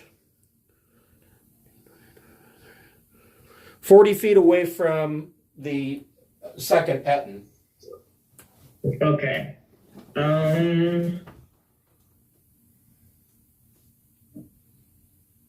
No, I'm gonna use my run speed and I want to hold back, and I will cast Guiding Bolt at 4th level, let's say. Okay, go for it. Where are my dice? Now give me the 76. So we used to play in the shop. The kid, Shamish, Anthony, he kept putting his dice away. And we're like, dude, why the fuck are you putting your dice away? You're going to need them next turn. Oh, yeah. That only took like a year to break them.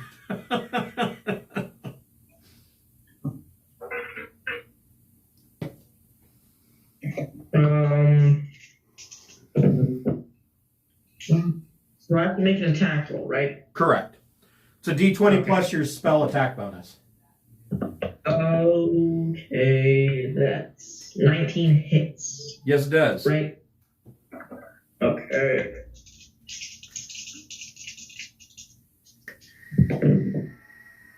Ten.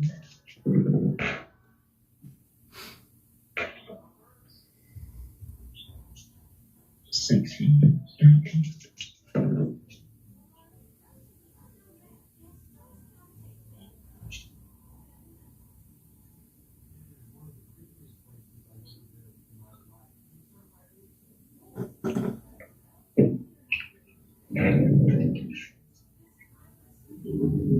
$38 damage.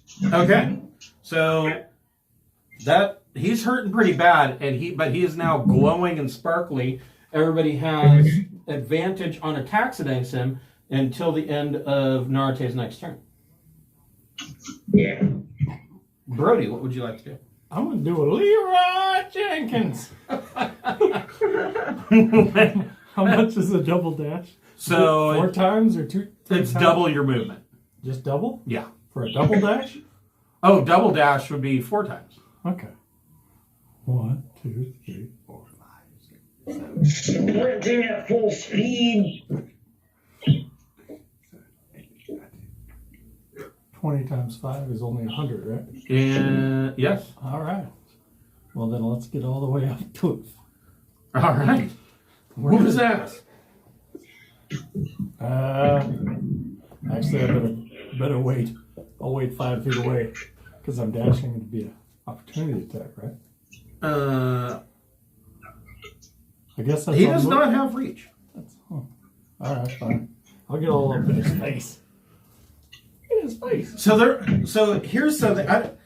Did you guys see the post that I made in the Guildhall group about Jeremy Crawford stating that within 5 feet is not the same as making an attack within 5 feet? They're not the same thing. No, I don't even understand that. I didn't see it, and I don't understand it. Right. Yeah. So he's saying, and I kind of get what he's saying. So if you step to within 5 feet of somebody, they don't necessarily, if they're casting a spell or something like that, it's not the same as making an attack. It's not. So if the spell, like for instance, you'll see Booming Blade, target self, radius 5 feet, is not the same as somebody being within 5 feet of you and making an attack. It's not. They're not one and the same. It's not the same as. And so like even if you're moving in, so for instance you're moving into attack, they don't get an attack of opportunity on you just because you moved in. It's the same thing. So just because you're within 5 feet doesn't mean it's when you're leaving. Right. Or if you're moving through their space. So I mean I don't know why anybody ever does that, but that happens all the time. That I'm like, okay, well you're gonna get an attack of I'll lead it. All right. So you get to make an attack. Really? Yeah. Okay. Because that was. Oh wait, you double dashed. I actually didn't need to, but. Okay, well then you. All right. Yeah. Ooh, there's a nat 20. Nice. This guy's like, I mean, he'll probably die if a stiff breeze hits him. So Okay. you're probably gonna whip his I ass. hope my breeze is stiff enough then. I ate beans. He takes a whopping 7 points of damage. Okay, well he's not dead. You got another attack? Yeah, one more. 16. Does that hit? That does hit. All right. We'll do that again. 8 points of damage. 8. Okay, so that actually is just 2 points over. Just enough. Just enough to take him out. All right.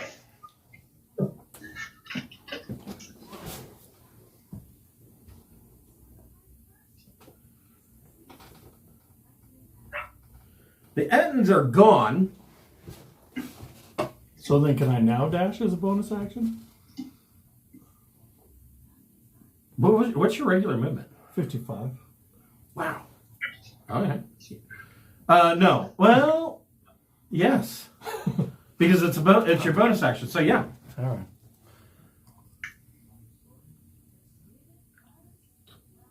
All right. Can I punch it? All right. You're out of attack zone. Yeah, I'm out of attack. That's all right. So It'll be fun. you get within range of the Ulitharid, Extremator, which is a very bizarre name for that. Whatever. He's like- he's on his face, man. Skeletor's younger brother. Or I'm sorry, Extrematon. And Extrematon, you all hear in your heads, Extrematon says, call off your attack, we can make a deal.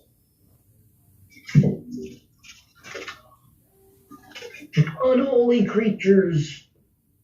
No. So yeah, he wants to make a deal. I don't think that's a good idea. I don't want to. I don't want to.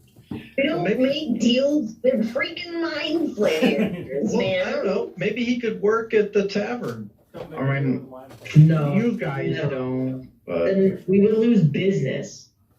We had a pit fiend. I mean, how mind flayer is not near as bad. Fiend. But we won't be. He just wanted souls, and people gave them willingly. I don't think anyone's gonna willingly give their brain to a mind flayer after a game. Well, you don't soul know is that. forever. Brains are just like this particular life. So it seems like his stakes are lower. And you still have a life before you, even if you give away your soul. But you still get to keep drinking after you lose your soul. You do not get to keep drinking after. That's you a lose your business brain. plan right That there. is an excellent point. Our Excellent. Yeah. business will So go when down. you own a bar and you have a devil who's running a card game with a minimum bet of your soul, you can lose your soul and continue to drink. Thus, the bar continues to make money. It's hard to drink when you don't have a brain. I mean, some of us Well, drink to tone the brain down, but the devil had a lot to offer in exchange for a soul, whereas this mind flayer, I don't know what he's going to offer. Tentacle. He didn't have anything to bet. so Extrematron says that right now there is a bounty on all of you. Okay. You've been greenlit. That's more reason to kill you. And he says that he can point you in the direction of the individual who has the bounty on you if you leave his colony alone. And you see that now that he's up and out of the chair, he's holding a staff that's it's very screwed up looking. It is it looks like it's made of like a black shiny metal, but it's curved and it looks vaguely like a spine. And at the top it's capped with like 4 little pointy sharp hooks on the end of it.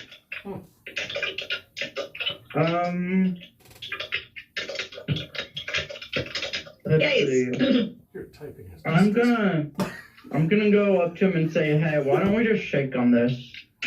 We'll do it for you. I just want to punch him.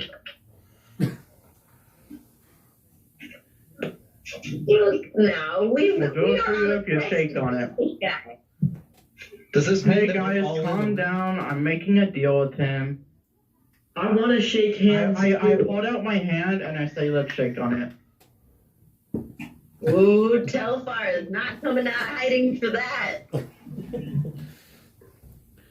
I assume that means we've made it down to the room. I would assume so. I'm going to move you guys all down there. Punch him. Don't bother moving Telfar down there. He don't want to have nothing to do with that mind flayer.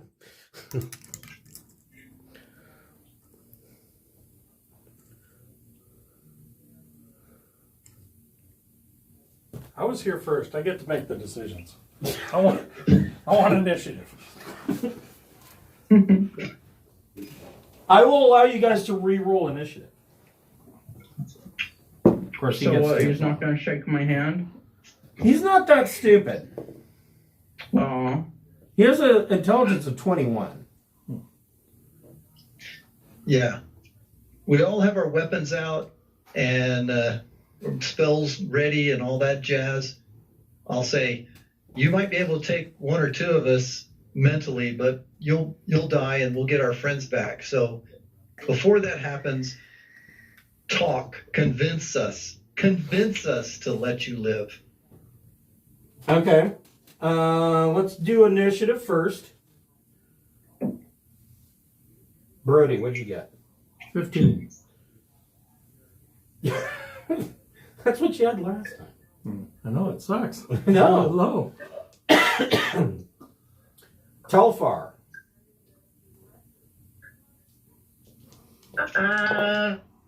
That would be a 13.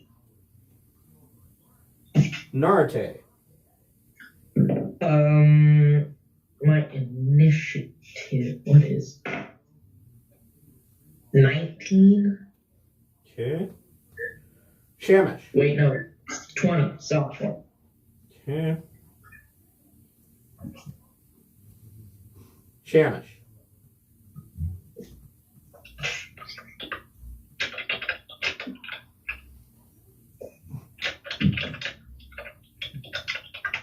Shamish. 27. I thought my mic was on, but I accidentally muted it. Aaron. 10. 10. Thrick. 19. And cancel. Well,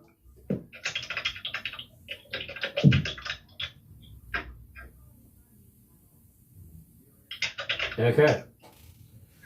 So Aaron, you tell him that you need him to convince you.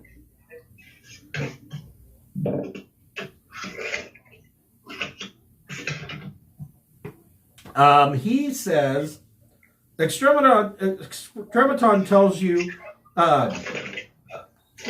what if I told you that there was a plot to overthrow and take over Waterdeep? No what ifs. Convince me. We're not bargaining here. He says, Manshun is plotting to take over Waterdeep. Lol. What? see, I would believe What? And I'm waiting. That's nice. You threw an accusation out there. Which man, Shun? You're right. Yeah, which one? Well, he says, all I can tell you is that one of the Manshun clones is active in Waterdeep right now. Well, if that's all you got to tell me, and you're actively working with him, okay, guys, kill him. Yeah, we knew that. We saw him talking to him on the monitor. Yeah, but he doesn't know that. So He doesn't know that, but we know that. Shamish, Yeah, what would he- you he like had to his do? Chance. Do it. Huh? What would you like to do? It is your turn. Okay, so we can't see where. Sorry. We all have our weapons pointed straight at his throat. He hasn't really done anything too convincing, so I just want to hit him with a really big smite. Yeah, there's a bounty on his head too. He's like, there's a bounty on our heads. There's a bounty on his. We gotta kill him. We've been told to. It's a quest. Well, Shamish, go ahead and make an insight check. Why are you doing that? Let me play. Oh yeah, no, that's definitely. I'm gonna definitely see if he's inside. 21. That's pretty good. So, two things. One, you know he's not lying. You didn't know that that Manshun had put a bounty on your heads. But you're guessing that actually tracks because right now you would be the first line of defense if Manshun tried to make an assault on Laryl Silverhand and take over Waterdeep. So there's that. Number two, this isn't much of a, he's not offering much of a deal, because the fact of the matter is that even if you leave him alive and you go and you take out Manshun, he's going to send mind flares up and basically take over Waterdeep for a food source. He's mind flare. Right. That's not good. It's killing time, guys. We get Yeah. a different kind of clientele. So I'm gonna do a level 4 Divine Smite, and I'm gonna do a level 3 Blinding Smite. So, All right. Go ahead and make your attack.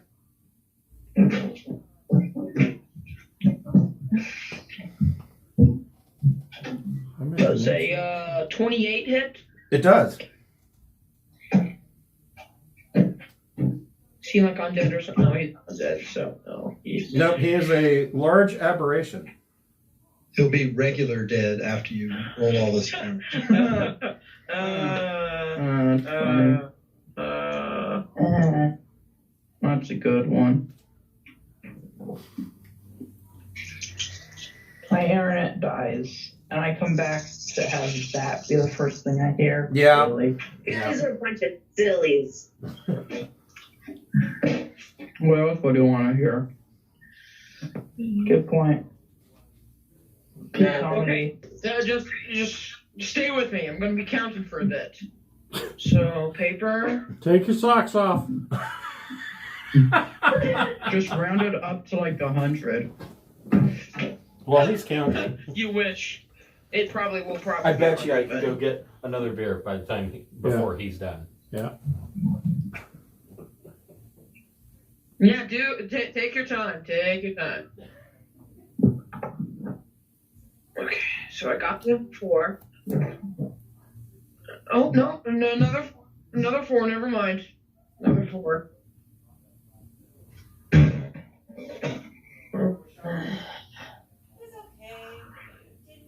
Four. No, that's it. I lost count again.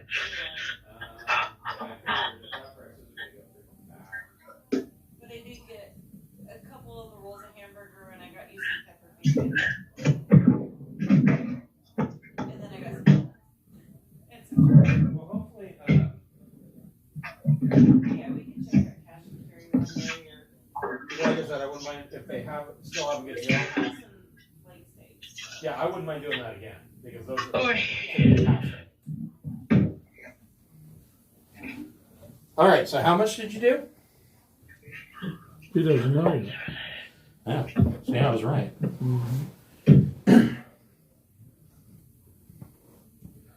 So I tell you about the flank steak that we got at Cash and Carry. So it was like $35, and there's this package like this big, right? Labeled flank steak.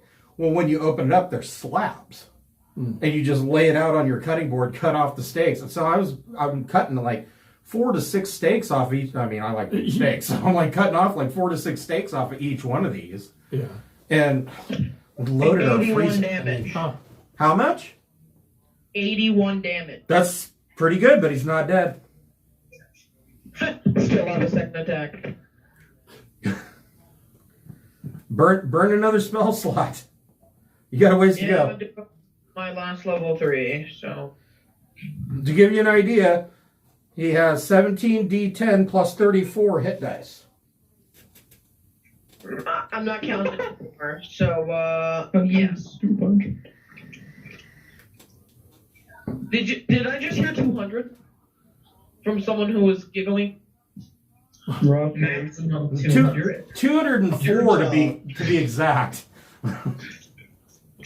Your job right now is to be rolling dice and adding.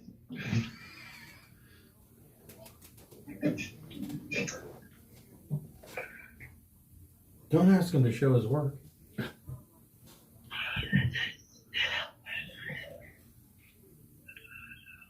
Does a soft 20 hit? It does.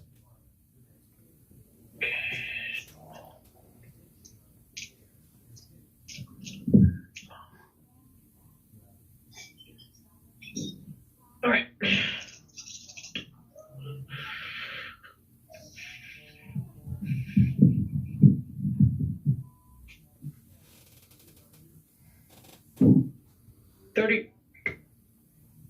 $39. Yeah, 39. Okay. So he takes that. But he took a lot though. He took like 100. Yes. And be prepared to go. Hold on. Yeah, just do the hand thing. He's going to use a legendary action. No. I say no. You just are like, no. No. I disbelieve. I disbelieve, yes. Not that I disbelieve, it's just I said no. No means no. Call for divine intervention. It's only, like a 10% chance, but whatever. Oh, well, I do have the card. He does have a card. I just have a divine intervention card that's broken. I have like 2 more after that, too. God gave you his calling card. His cell phone number. So at the beginning of Narate's turn, he casts Feeble Mind on Shamish. My mind's already feeble. What's that gonna do? More than you think.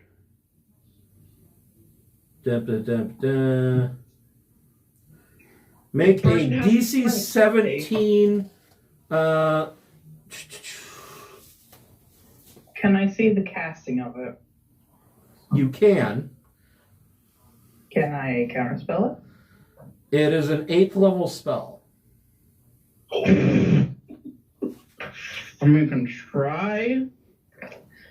I will try counterspelling. Okay. It's kind of him to cast that instead of like Finger of Death or something. Right. True. He's a mind flayer. Yeah, 20. Okay, so you succeed. You counterspell it. Yep. All right. Narate, what would you like to do? I am going to cast Inflict Wounds at 7th level. Whew. Do I Okay. get advantage on the attack or no? Is there anything granting me advantage? He is flanked like crazy. We're all jammed in that room. Yeah. Yeah, I will say you have advantage on it. He is surrounded. Okay. And you need it. Ugh, 12. Nat 20. Nice. That was the second roll. He's So dead. You that- don't even need to do it. I'm going to do it. I'm going to roll all these dice. This guy Twice. has good loot. You're gonna roll. You're gonna roll. What is Wanna know that? what's gonna be funny when we wake up or when we 16. kill him? We figure out this is an illusion. Inception. I'm gonna be surprised. You're like, oh. 3, 4, 5, 6, 7. And I got 3 more. All of a sudden, Leonardo DiCaprio is a member of your party, and he keeps spinning a top. There's a few 10s in there. So that's 10, 20, 30, 35, 41, 55.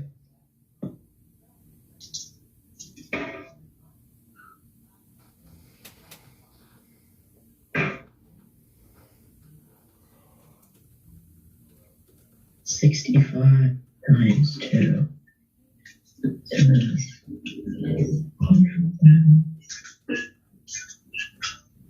148 damage.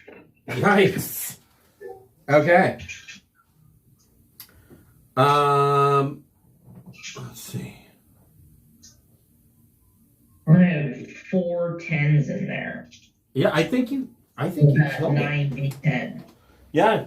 So Norte brings his axe down, grabs the Ulitharid by the tentacles and just drains him of life and drops him to the ground.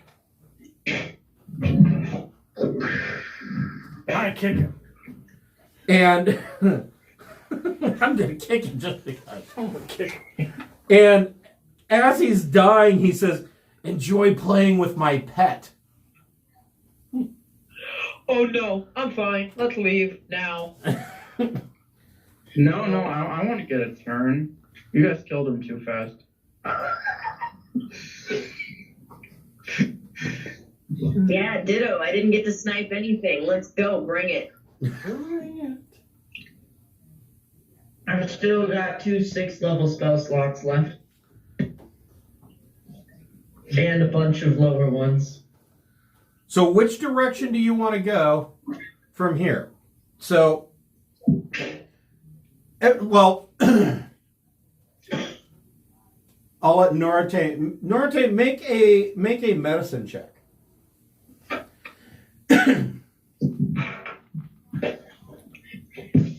While he's doing that, I'm making a remembrance check about piles of gold. Yes, there is a pile of gold on the console, and we'll get to that in just a minute. It's a minute. 24 stuff. So out of 20, so Norte's 24 for medicine. You've killed this guy, and you realize that weird staff that he was holding in his hand, it's what is known as an extractor staff. And its whole purpose is that when the time comes that the Ulitharid would undergo a ritual where he would take this staff, put it into the back of his own skull, and crack his head open so that his brain could be pulled out and put into a tank where he would grow into an elder brain. He would then become an Elder Brian. Elder Brian. Which is either Okay. a mind flayer or a monk. You know what? Hey, Shamish, did you figure out who it was, in the tanks over there? Yeah, it's a little friend you used a channel or divine intervention on. Oh, okay. That's too bad. I'm gonna find her and I'm going to cast Revivify Okay. if I can. Wait, no. I have to cast Resurrection. You what now? Revivify or she's been dead a minute, so I'm gonna have to cast Resurrection. At least for a minute.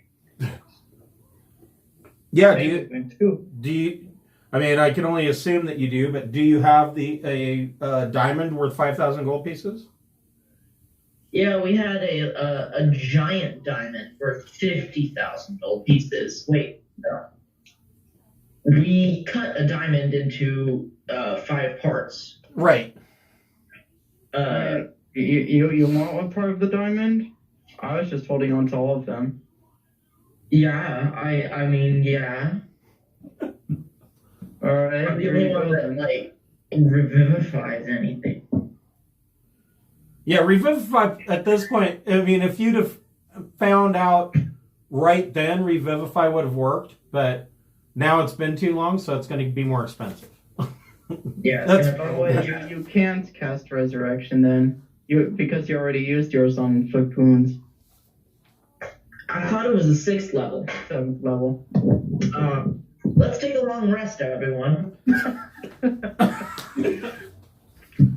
Well, yeah, now might be a good time. In the pile, you find 400 gold pieces. Sweet. 1,000 silver pieces. 800 electrum. Copper pieces.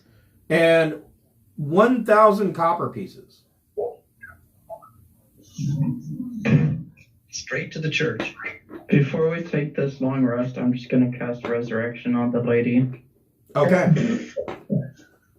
Okay. I'm going to make sure that the brain of that uber illithid is beyond restoration. Hey, I never the, got a the chance staff to... is going in the bag of holding.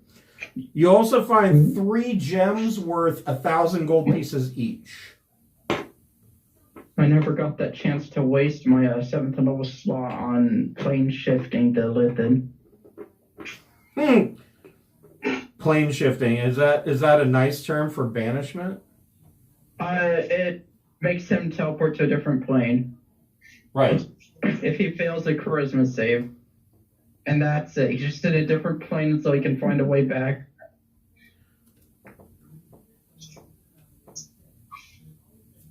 For this break, I'm gonna ask Telfor if I can have the intelligence book. I gotta start reading it. For shizzle. Tome plus with intelligence, whatever. Got it. So, Thrick goes back to resurrect Lady Gondifrey. You resurrect her, and she thanks you profusely, and basically, as you're walking back to meet up with the rest of the party, she's talking like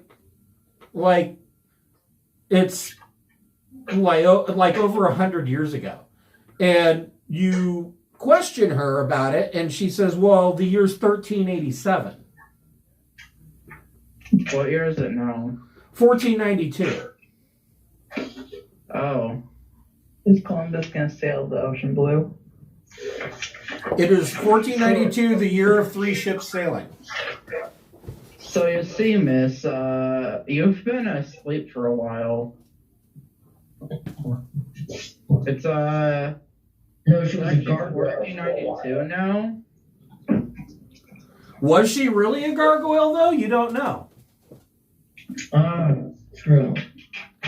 Yeah, we've been living in a simulation, and we have no idea how long. We don't know what's real and what's not. We don't know if it's real, man. What is real? I disbelieve. What would you like to do at this point? Did you want to take a long rest? We should check out to make sure that within 100 feet of us, we are safe before we do a long rest. So let's check the rooms and look for secret doors where things can come in and get us at night and stuff like that. Okay. He did destroy my pet, so, we're expecting company, right? So, Yeah. the only doors that you've seen so far is off of the main area.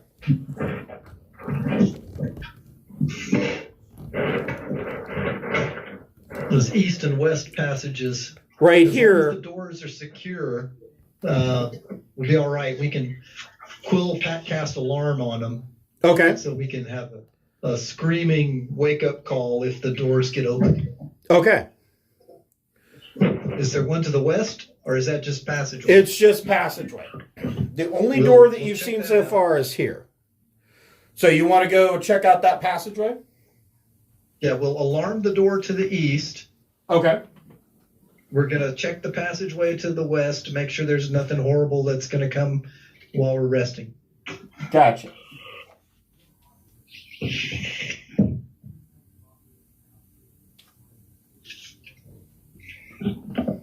Okay.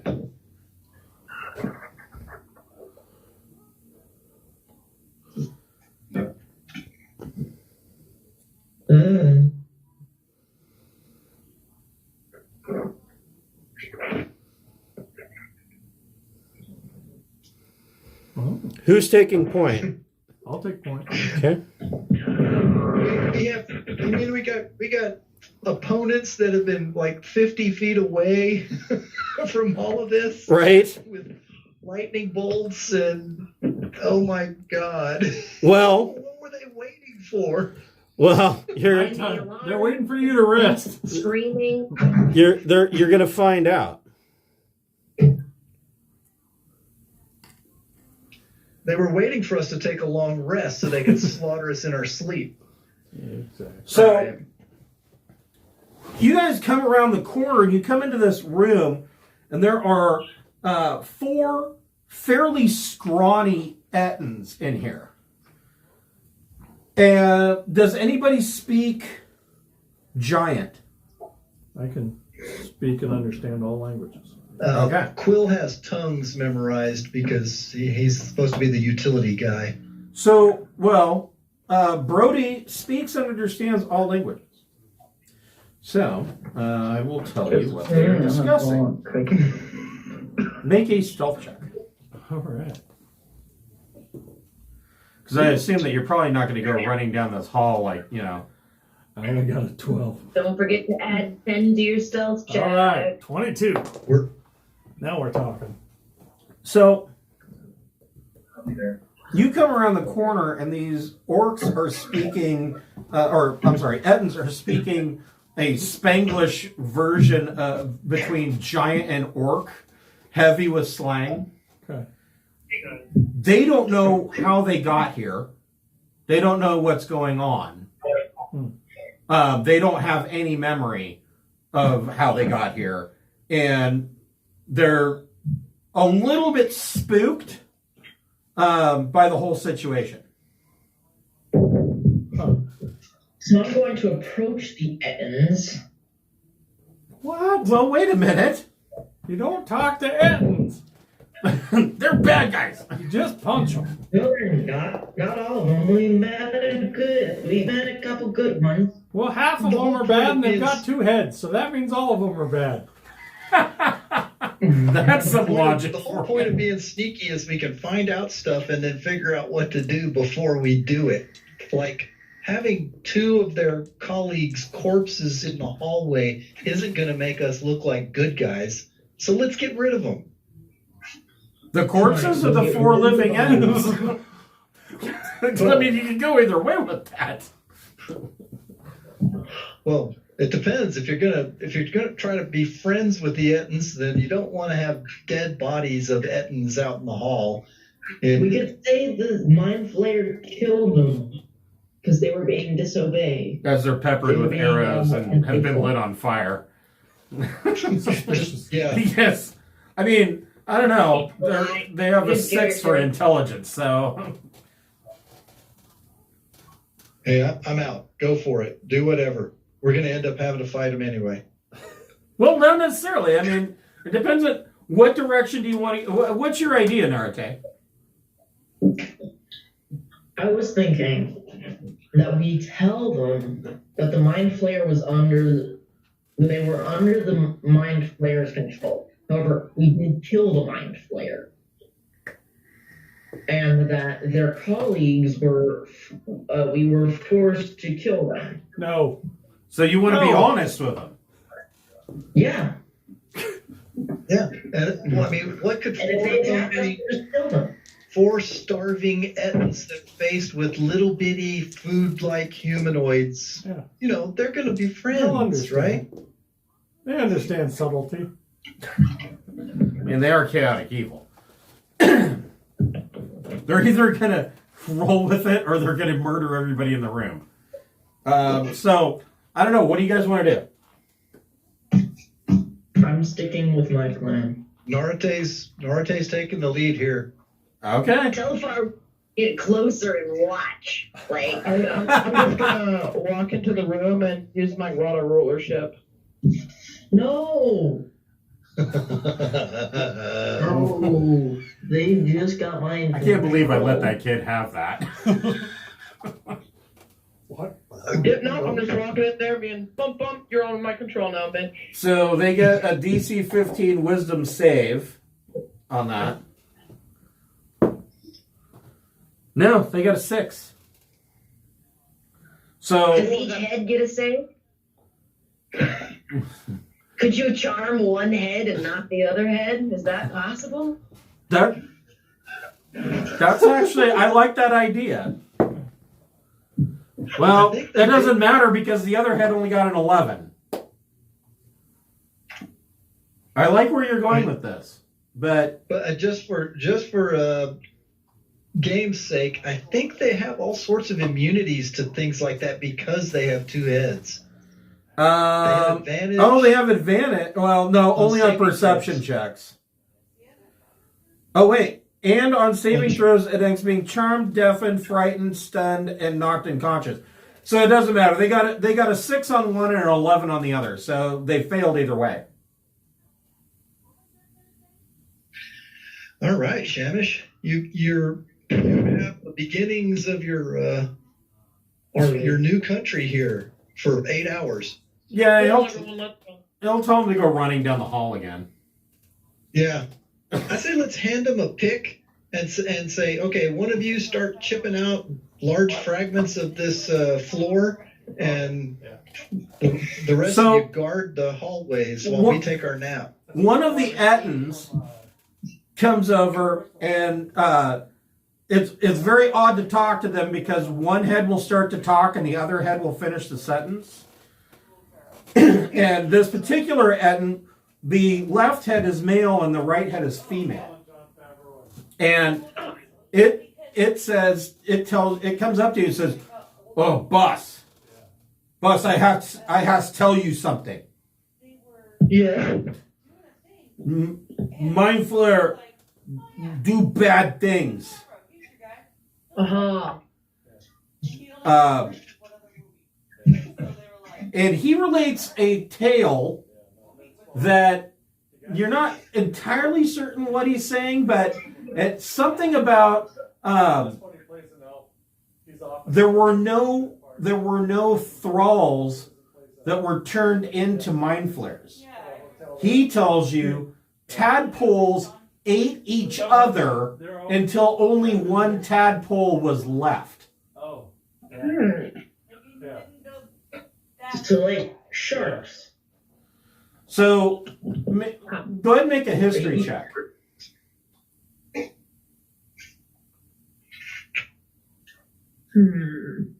Okay. We should go down the hall.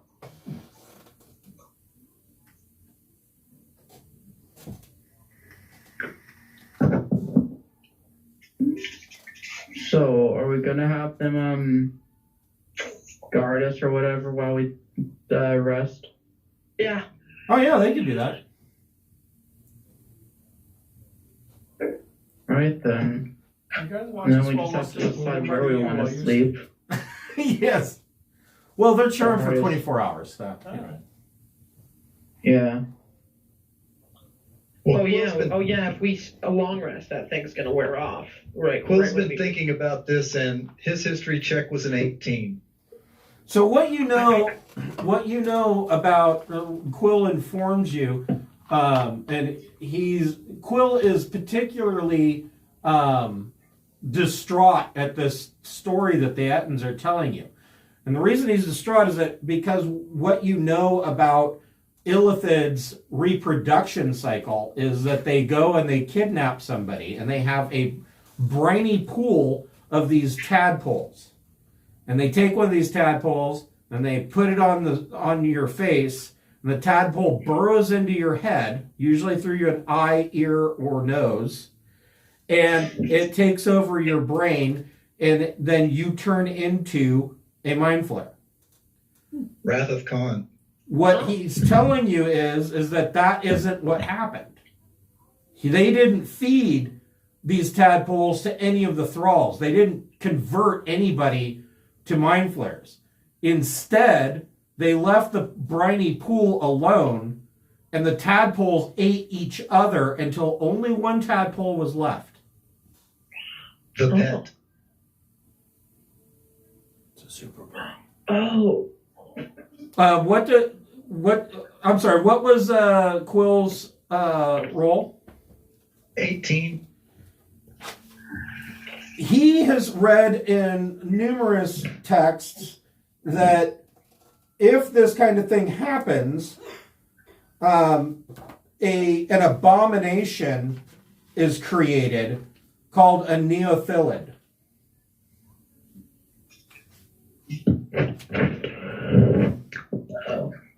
And a Neothilid is basically one of these tadpoles that has grown to a gargantuan size, is a worm with tentacles in its mouth and large pointy things that it likes to tear things asunder, and acid breath. That sounds lovely. Yeah. So that's what happens to an illithid tadpole that never gets to burrow into anything's eyeballs. It just turns into a very large, nasty worm with the same illithid tentacle face, right? Correct. That is correct.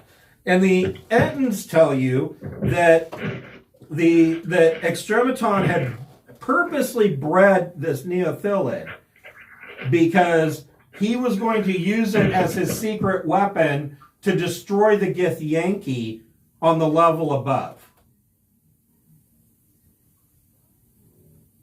And he tells you that a group of Githyanki have come down and are on this level trying to hunt the Illithids. But we aren't with the Githyanki. We don't get down like that. We like the Githzerai, right? Right. Githyanki don't like anybody. I mean, technically neither do the Githzerai, but at least the Githzerai can be reasoned with.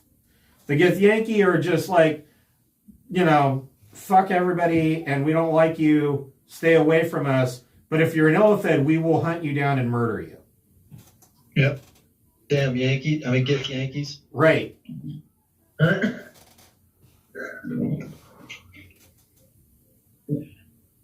So the Ettins will have secured the perimeter and will allow you to take a long rest if you want.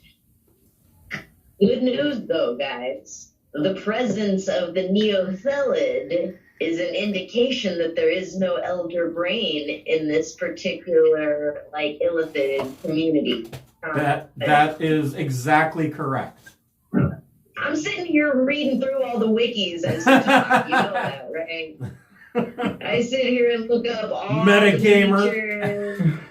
So we did find that there is a stair inside that room with the Ettins. Correct. There is this set of stairs leads down to the next level in Undermountain. So if you are where you think you are, it would place you on level 17, the Sea Deeps. You could go down these stairs and get to level 18. All right. Well, so we've. Do you want to hand your pick to one of these Ettins and have him try to get some of this crystal floor? Yeah. Okay. I thought it wasn't the crystal that was special. It was the power source from the generator that was causing the spell amplification. You are correct. No telling. Yeah. Was it the crystal? You are correct. You really need more of that crystal. It's still crystal. I will be right back. Money, right? Fair enough. Yeah, what if we like use the floor as like a thing we can sell? Just like mine like a giant chunk of it and then bring it back to the surface and sell it for like enhancement of spells? But we also have a bunch of viewing windows that were in the control room and a crystal control panel. I don't know if any of that is salvageable, but those were magically activated. Oh, we can also sell those. So they were basically like crystal balls. You could see at range, and they may not work. I don't know, but maybe they come off the wall, and you could just dial a phone number in. Who knows? If we check it out, we might be able to figure it out. Yeah. Let's see. That's what bags of holding are for. You grab all the furniture, you roll up the rugs, you scrape everything off the walls, you stick them in the bag of holding. Right, what And else then did it you use take them back for? to your tavern and you hang it all up in your house. Yeah.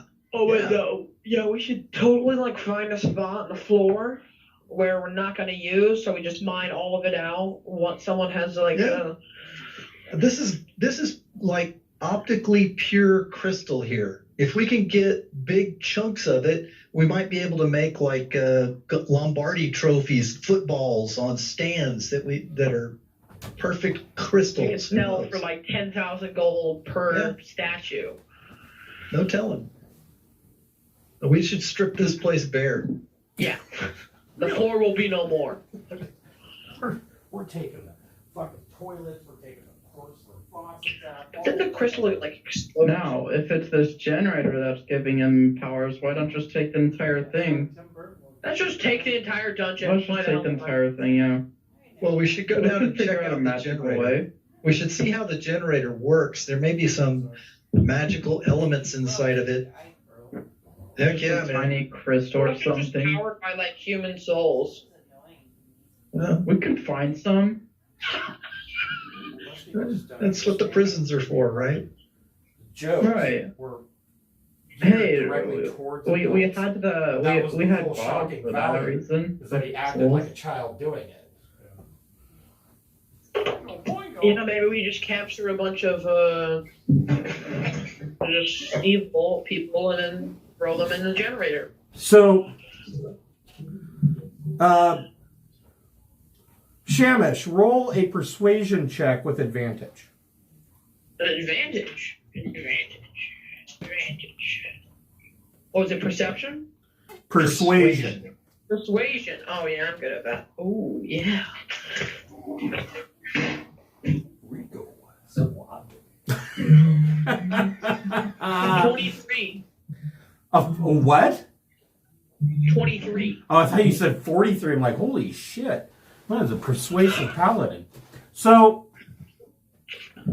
you convince the leader of this of these Ettins to give you a little bit more information, and he tells you that for many years that all of the thralls under the Ulitharid's control have been sent up to Waterdeep to kidnap citizens, and that Extrematon was creating a simulation called Alt-Deep in order to gain more knowledge of Waterdeep, so that he could eventually, the Mind Flayers could come up to the surface and take over.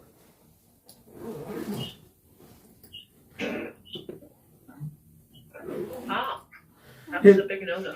His plan was that basically to put all of the citizens of Waterdeep into these psi-pods and put them into the simulation, and thus making them think that they're just going about their normal everyday lives, and then they could pull them out of the tanks and eat them at their leisure. This is the Matrix. It is the Matrix. Yeah, Yes. it's the Matrix. But Yep. I still think this could be I'm like 5% chance this is a simulation. Well, we're strip mining this area. We're going to pull those little scrying glasses off the walls and anything we can get from that control room. We'll have the Ettins use pickaxes to try to get us like 2-foot cubes of optically pure crystal that, maybe we can sell for artists to do some fantastic stuff with. I don't know. So in your 8-hour rest, you are able... let's see here. Hold on.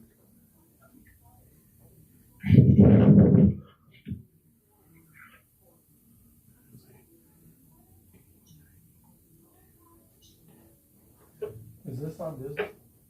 You're able to get 230 quartz gems that are worth 100 gold pieces each. Not worried about that. I was hoping to get big pieces that we could do something with, but hey, money's money. The And other... the scrying windows that were magically activated. What's the deal with those? They were psionically activated, and they no longer work. However, you do find a set of sending stones. All right, sleep time. So, sending stones are smooth rocks with some runes, magical runes on them that work like a cell phone. One person or group has one sending stone. The other person or group has the other sending stone and can use the stones to contact each other as long as they're on the same plane of existence. How many of those did we find? You find 2, a matching set. And what was the gem situation again? 230 100 gold piece quartz gems. That's 23,000 gold. Yeah, they're worth 100 each. Jesus. But unfortunately, you didn't get any bigger pieces because you just don't have the tools for it. Yeah. Hate it when that happens. I mean, did anybody take jewelry crafting or anything like that? Nope. Yeah, no, you just don't have the tools to. Basically, you're using a pickaxe. Neurote's a super good miner, though. Yeah, but you're using a pickaxe to try to mine gems. You're ending up with smaller pieces than what you'd like. Yeah. Hey man, I'm satisfied. 22,000 gold is pretty good. We should save, like, I don't know, 50 of those quartz gems just to stud shit all over the inside of our flying airship. Just have quartz crystals. Bedazzle it with quartz gems. Why? Your sails are very shiny. Yeah, we bedazzled them. Yes. Want to bedazzle the ship? It would be so amazing. We have the money. So the Ettins tell you that through the double doors, there are 2 things. One, those double doors lead to a area that is used as prison cells. And he tells you that there were some guards there, but now that now that they wouldn't be considered thralls of the Ulitharid, he's not sure what had happened to them. And he tells you that there's another set of double doors that lead out into the sea deeps.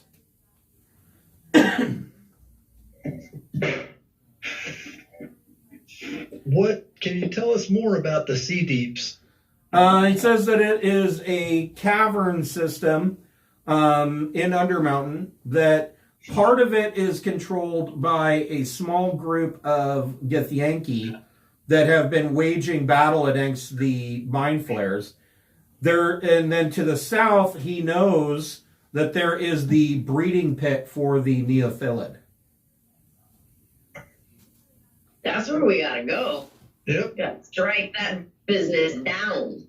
I'm with you. So we've rested and everybody's got everything back, and it's time to go and kick some Neo in the teeth. Okay. So you're basically wanting the Ettins to lead you directly to the Neophilid?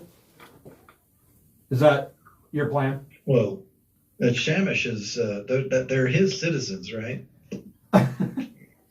Yeah, They're going to even call them citizens. There is thralls. Hey, I have a question. Yep. I've got some drow poison. Can I tip my drow poison onto my bolts of walloping? Not on the bolts of walloping. It has to actually penetrate the skin. The bolts of walloping are basically like the arrows from Fallen Archer and Venture Brothers. They're just a blunted end. So, but if you took a regular crossbow bolt and coated it, they have to. Whoever you shoot has to make a save versus poison, or I think they fall asleep. So during the long rest, I swapped out my bolts of walloping for drow poisoned, and my next 4 shots are going to be drow poison shots. Okay. That's what I did during my break. Got my bolts all ready to go. Okay. I don't know what the stats are for the drow poison though. Hold on just a moment, and I shall tell you. I'm setting up an area for a big bad. I'm also going to need a Chwinga blessing, please. Oh, yeah. Wow, you went the entire fight without one? I know, right? I didn't even participate in the Ulitharid fight. I forgot all about it. Yeah, that last one, only 2 people participated, really. Well, it went pretty quick. Stare at Shamish and Noro. You know who you are. What do you mean? I mean, you totally wrecked that guy. Thanks. Yeah, how dare you kill him before us? Therefore, saving all your spell slots. Kill stealers.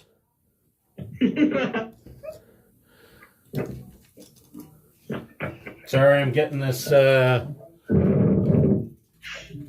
moved around for you.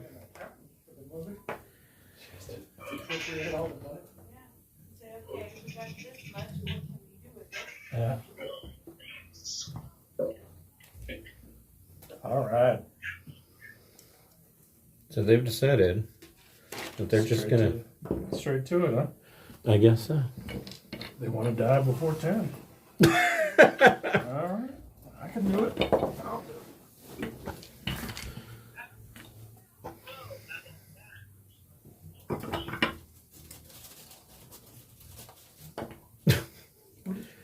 Yeah. Did she steal a bag?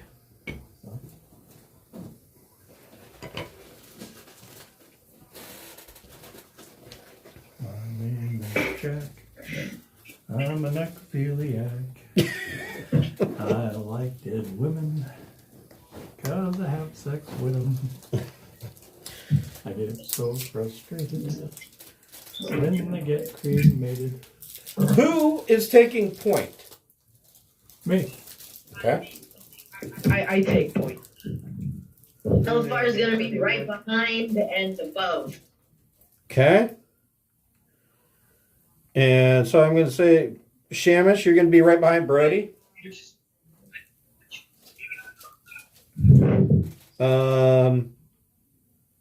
Who's going to be behind Shamish?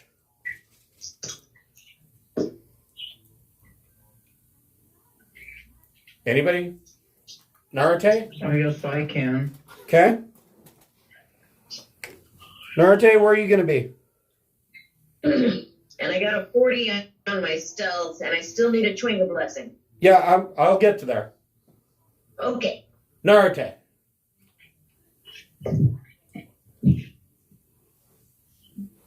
Right, well. Unmute your mic. Throw Aaron in there somewhere. Yep.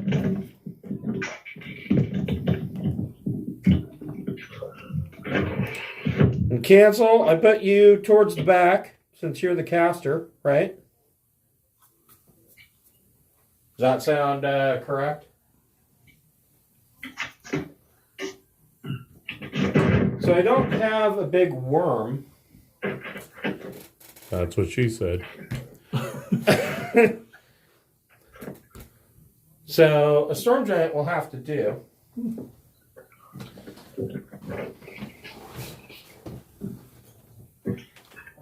Chewing a blessing, you can add 2 to your constitution to a maximum of 22.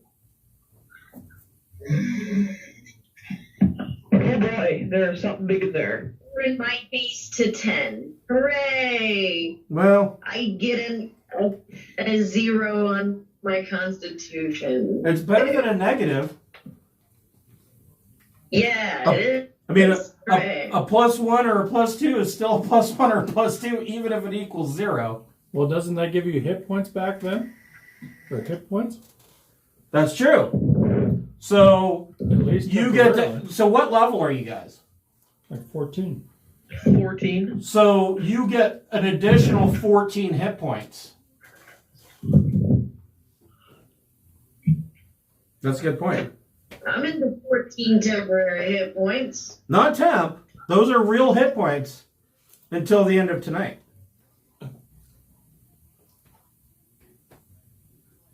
Sick. How many? Those are real hit points temporarily. How many temporary Right. or how many hit points? So she gets 14 hit points for her Chwinga blessing. But they're not considered temporary hit points. Temporary hit points are like a force shield. Oh. The thing to remember about temporary hit points is that you can only have one or the other. So if you have two abilities that give you temporary hit points, you take the higher of the two. You don't get to add them together. Okay. I know, right? All that doubling up shit. So you guys follow the Ettins out, and just like they said, whoever was the quote-unquote guards in this area, they're no longer thralls, and they packed up and left. But you get out into the main area, and these Ettins are leading you to this chamber that they call the Neothelid breeding chamber. And you find that there are three other Ettins that have been killed, and you find their corpses. All three of them have their brains sucked out. Oh yeah, that's what we're looking for. But it's not a clean manner like you would see from a corpse from a mind flare. This looks like something spiked into their head, rattled it around, turned it into jello, and sucked it out. It's a mess. Yeah, well, That's the one we're hasn't looking been for? polite. The Neothelid did not spend 20 years being trained by Illithids on how to do the things. So It's clumsy. the area that you're coming into is like 200 feet by 150 feet in size. It is a large pit, and in the center is a 60 by 60 pool of briny water. What is your plan for coming in here? We're going to use our stealth skills. And is there a place where we can stand, or is it just you dive into the pool? Oh no, there's plenty of dry ground. Okay, so we're going to go around, spread ourselves out, and Quill, since he had a long rest, is going to try to do hold monster. We can cast lightning since that briny pool is since the monster is a pool monster. Yep. And we'll range death it. Okay, everybody make your stealth checks. There we go. Oh, yeah, we're gonna need that. What do I'll you let you for place that you stuff, wherever then? you want. I mean, I don't know. That might just be fine. Wait, so is it plus pencil or me? 30 for Norote. Okay. No, wait. 29. 32 for me. You're looking for the lowest. So Quill has a 21. Okay. Leave the treasure alone. What did you roll? What did he roll? What did he have to sell? Quill's got only like +4, so he rolled a 7 and got to add 10 to it to make a 21.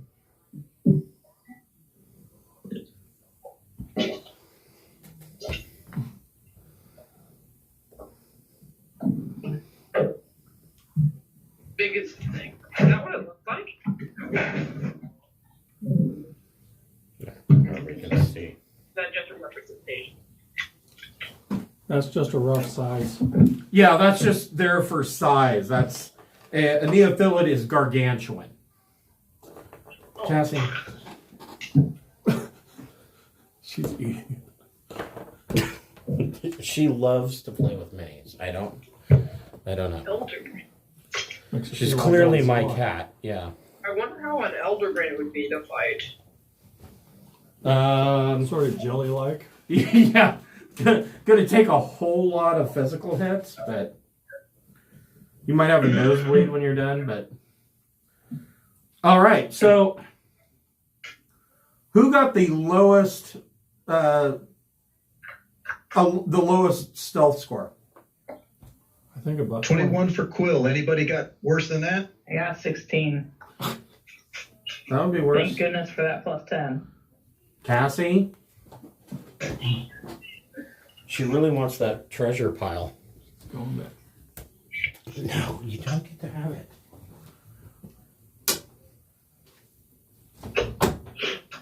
Yeah, she's gonna be out there crying. All right. So, luckily, the Neophilid does not notice you, even with your terrible 16. And what you see in this pool in the middle is this large worm, and it's clearly snoring.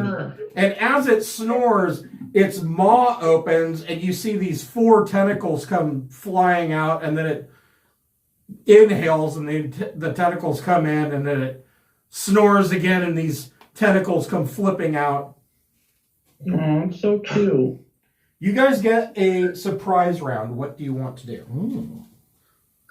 Kill it. Quill will do hold monster, and its save is DC is 13, and he will give it a 6 on the die. Oh, see, is that like your last one of those that you can do? Well, we had a long rest, Oh, that's true. so I have a 6 and an 8. Okay, so it fails and is held.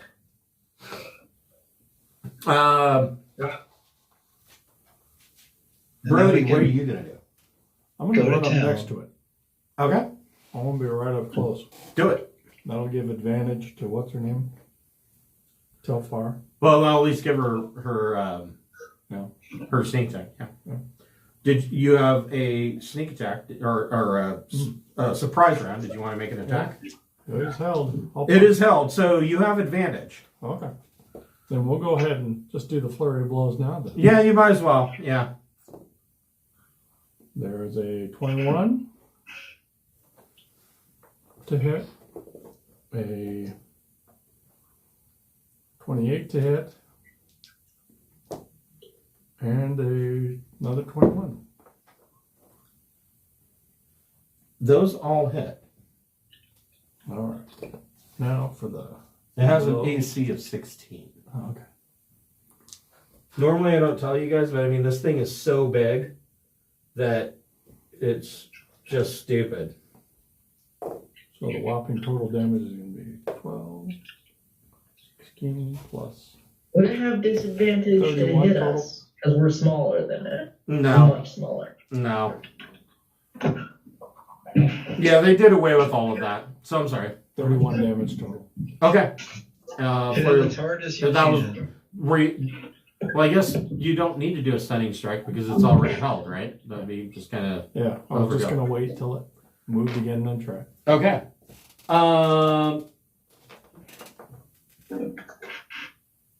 What does so, Aaron? You had Quill go. What do you want to do? Oh, I'm going to use. I've scoped it out and used my insight to find its weaknesses. It's Okay. sleeping. We had plenty of time, so not worried about it. And I'm going to use my oath bow and tell the oath bow that this thing needs to die now. So you're naming it as your nemesis. Yes. Okay. Go ahead and make your attack. Okay. The first attack is a 16, That hits. and it does 18 damage plus 25 sneak, which is 43 total, plus another 8, so 51. The other 8 was because it's my Oathbow Nemesis. Right. Okay. So 51 with that shot, and that's it. Okay. Telfar, what would you like to do? Hit it. Hit it really Well, I think I want to shoot it. Okay. You get your sneak attack because Brody is right there up, and I was going to say up in its face, but it doesn't really have a face so much.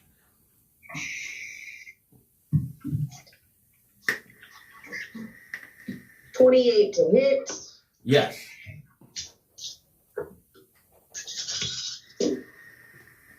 And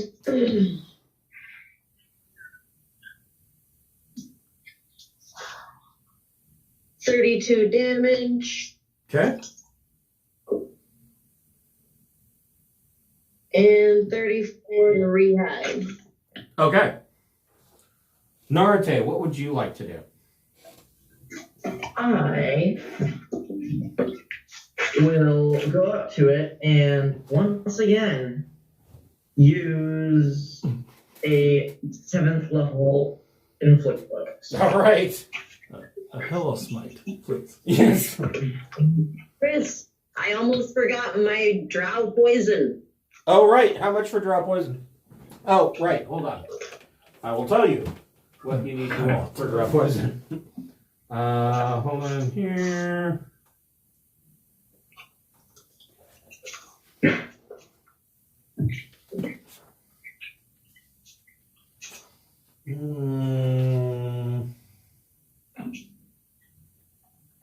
Hold on to that damage, Narate. I'll be right with you.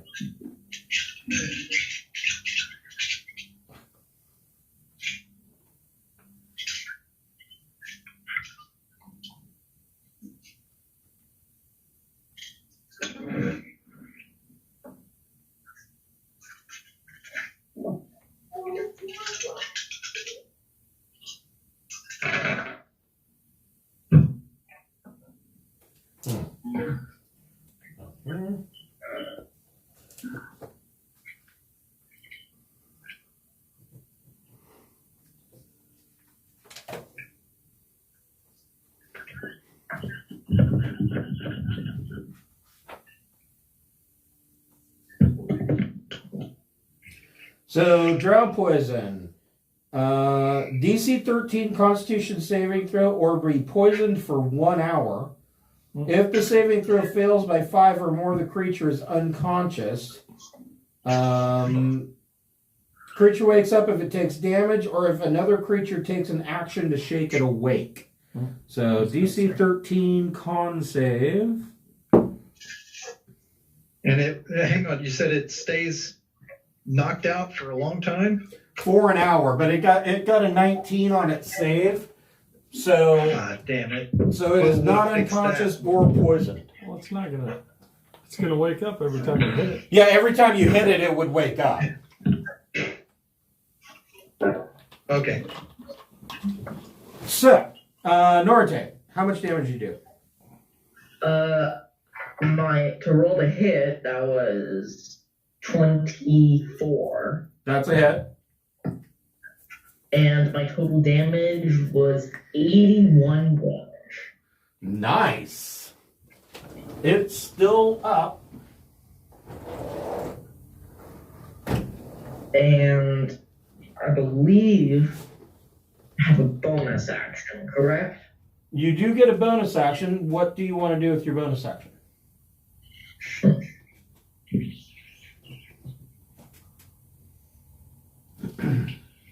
I don't know. It's not. I mean, so you're carrying a shield, right?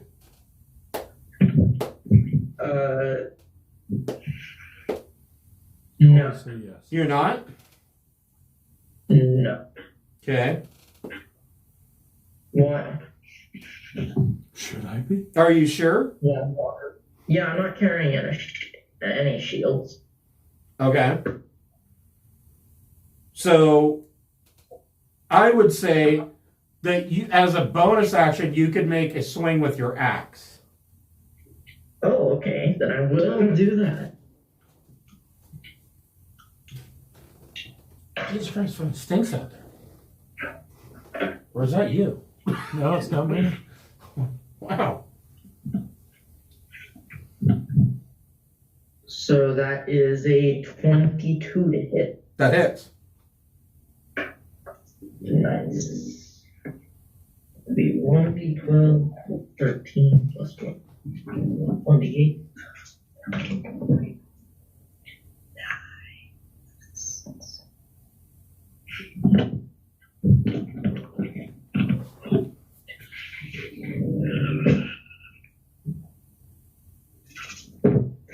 31 damage. Okay.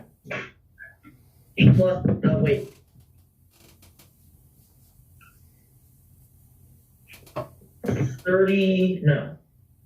24 damage. Okay. And 7 rate damage. Okay. Thrick, what would you like to do?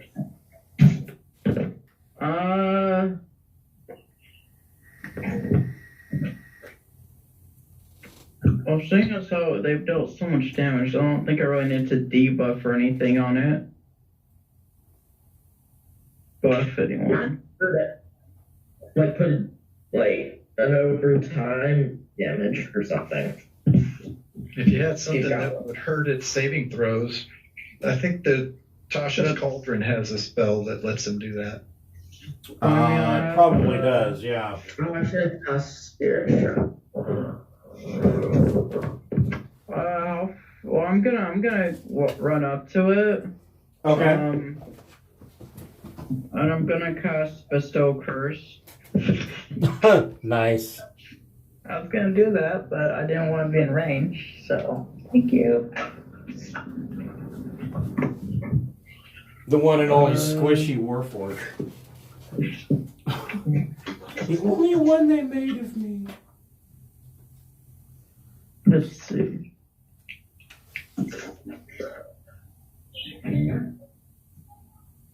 So what ability Wisdom. score? Okay. Wisdom saving throw for DC of 19 or 17. Okay.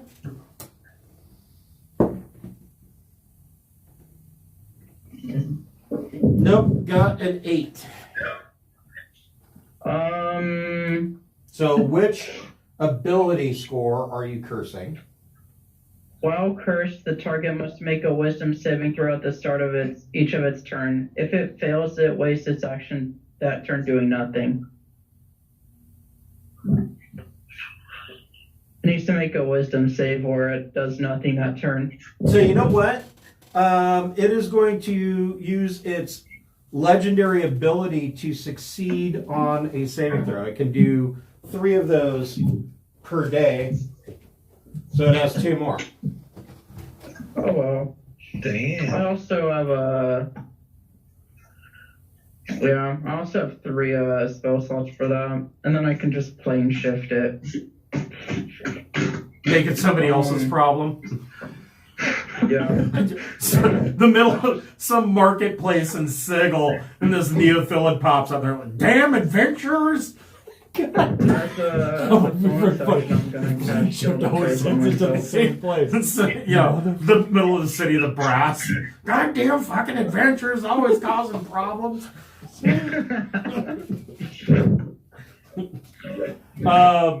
Cancel, what would you like to do?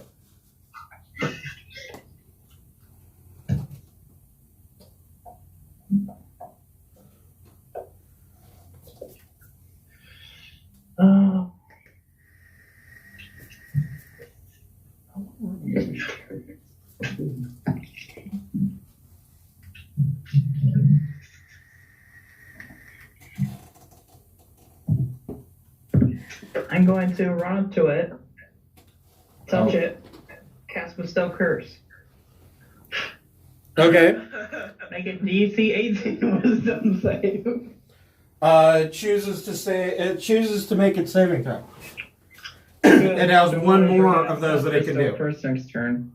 I'm going to cast Misty Step and pop off 15 feet. Okay. They can only cast their legendary action so many times. I mean, 30 feet, because... Well, it doesn't have to use a reaction. It just gets to, if it wants to, it can choose to save 3 times per day. Because it's a boss. I pop off 30 feet, because I just reread what Misty Step's distance is. Oh. I was going to say 15 for a gargantuan monster is not Not out of reach. Yeah. There you go. I said that immediately went, wait, that sounds wrong. Yeah, I was going to say 30 feet is usual, but, hey, do whatever. You do you, man. Everybody roll initiative.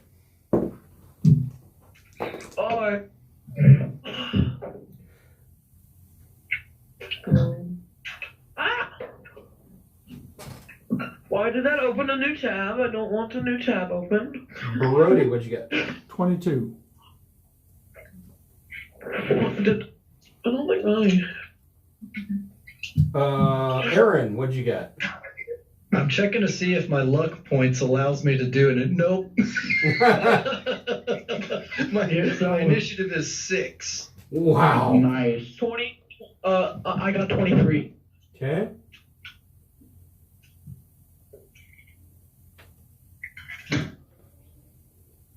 Telfar. Actually, yeah, the Ravens Queen's luck, you gave it to me. I don't know how that works.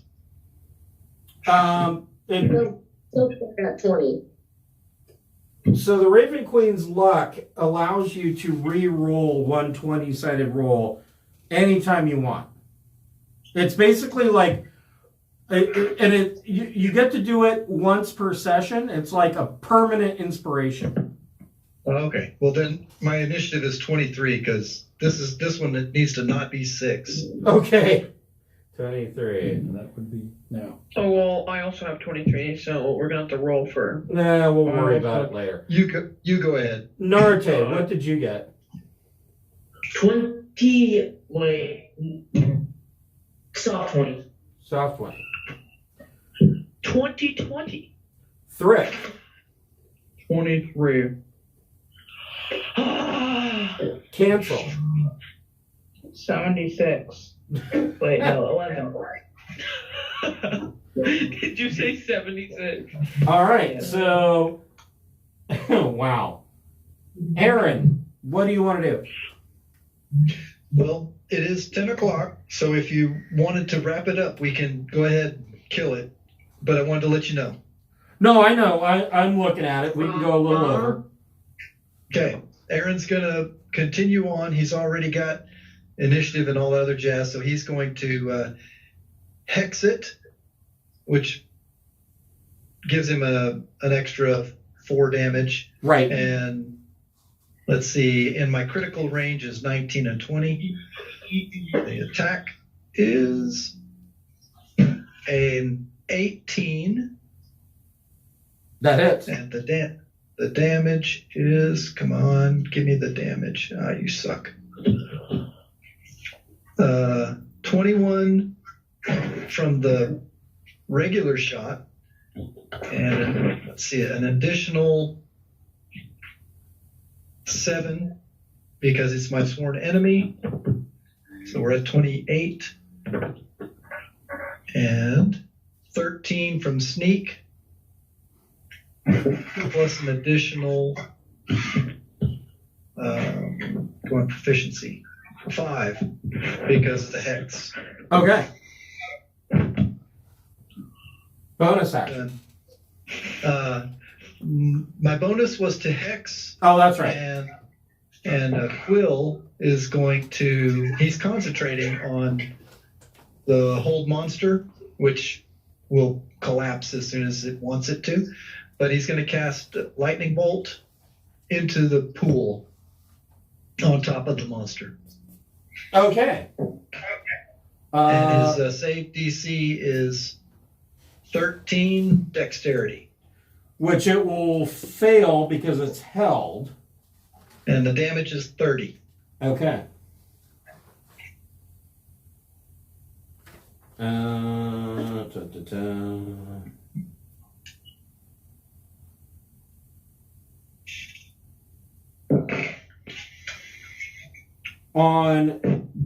At the beginning of Shamish's turn, it uses a legendary action, and it is no longer held. It succeeds on its saving throw. Shamish, what would you like to do?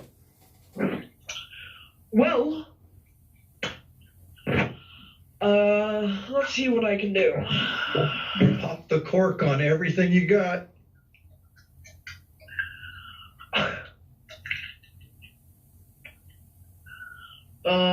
Yeah.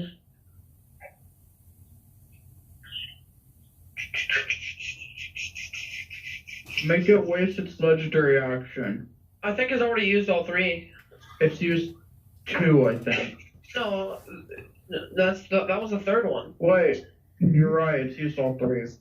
It's used all three of its legendary ability to save. It's only used one legendary action. Ah. It has 2 legendary points left.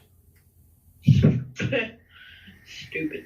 I'm gonna move over to it if I can. Okay. Yeah, you don't have a problem doing that. Roll that 20 and then unleash every smite you have.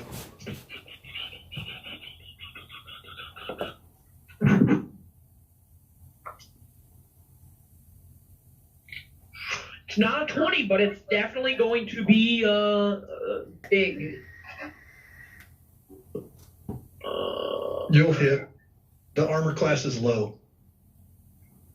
Well, does relatively. 27 hit? Yes.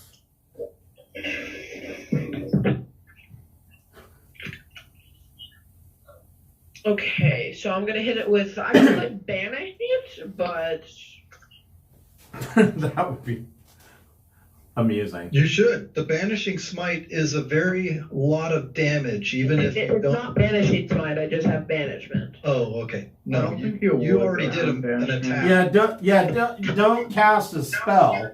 Just you want to do smite. Yeah, no, I'm doing a smite. Should I do a staggering smite? There is a banishing smite. I think It's, that's higher level. it's 5th, I think. Yeah, it's fit. That's my next after 4th. But I don't get that till like 18, I think. Casters. Okay, that's all my D8, and then I'm gonna do a blinding smite.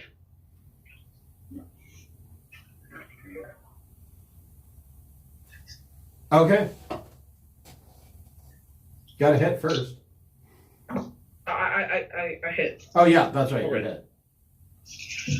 like a 27. Right. Yeah.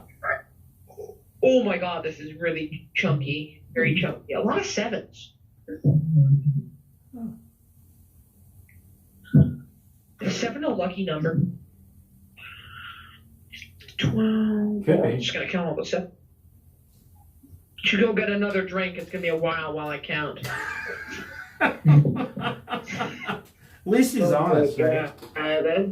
Oh, Lord. Anthony, why don't you for Christmas, I'm going to get you an abacus. Just assume you're gonna hit. I'll just use a calculator. How about that? 7.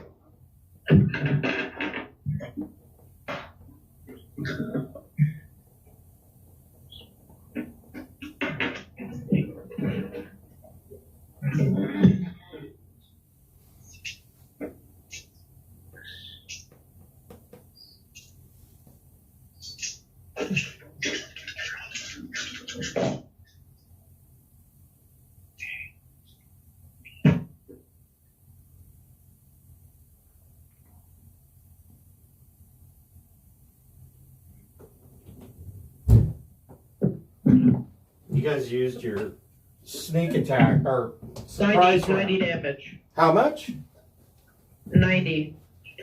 Nice. You guys used your surprise round so well that this is probably only going to be a 1 round of combat. So, I also have a second attack. so your second attack. I'm gonna do a normal 30 because that's the most damage you can do now.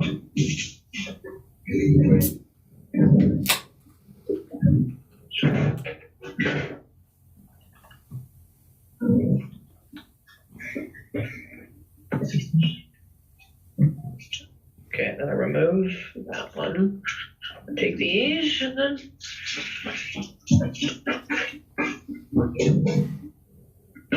This one won't be as long. I rolled a lot of 1s this time, so it's okay.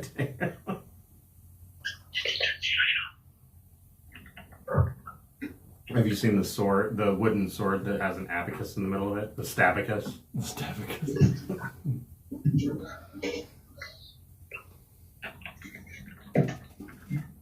Somebody made a dice tray like my dice vault that I've got, Mm. except theirs looks like a sword. When you pull it out of the sheath, it's the blade of the sword is the holds the dice. Nice. So that's pretty 46 damage. cool. Okay. All right. Thrick, what would you like to do?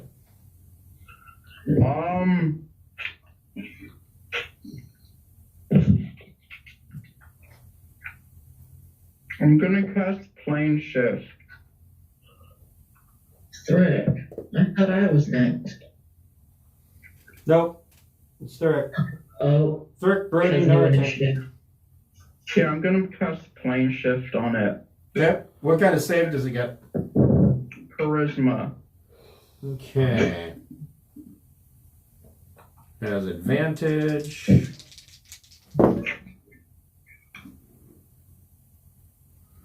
No, it only got a 12.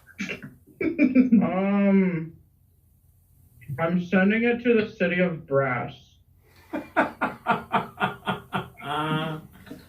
And so, okay. Can anybody hear me? I don't think you can. Yep, I can hear you. I can hear you, Aaron.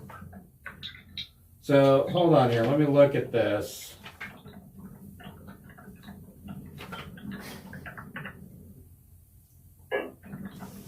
But I'm thinking it's fucked. Why not hell? So, here's the problem. The first sentence, you and up to 8 willing creatures. But So it's not an attack. you can use a spell to banish an unwilling creature to another plane. Choose a creature within your reach and make a melee spell attack. Oh, I have to make a spell attack against it. Right.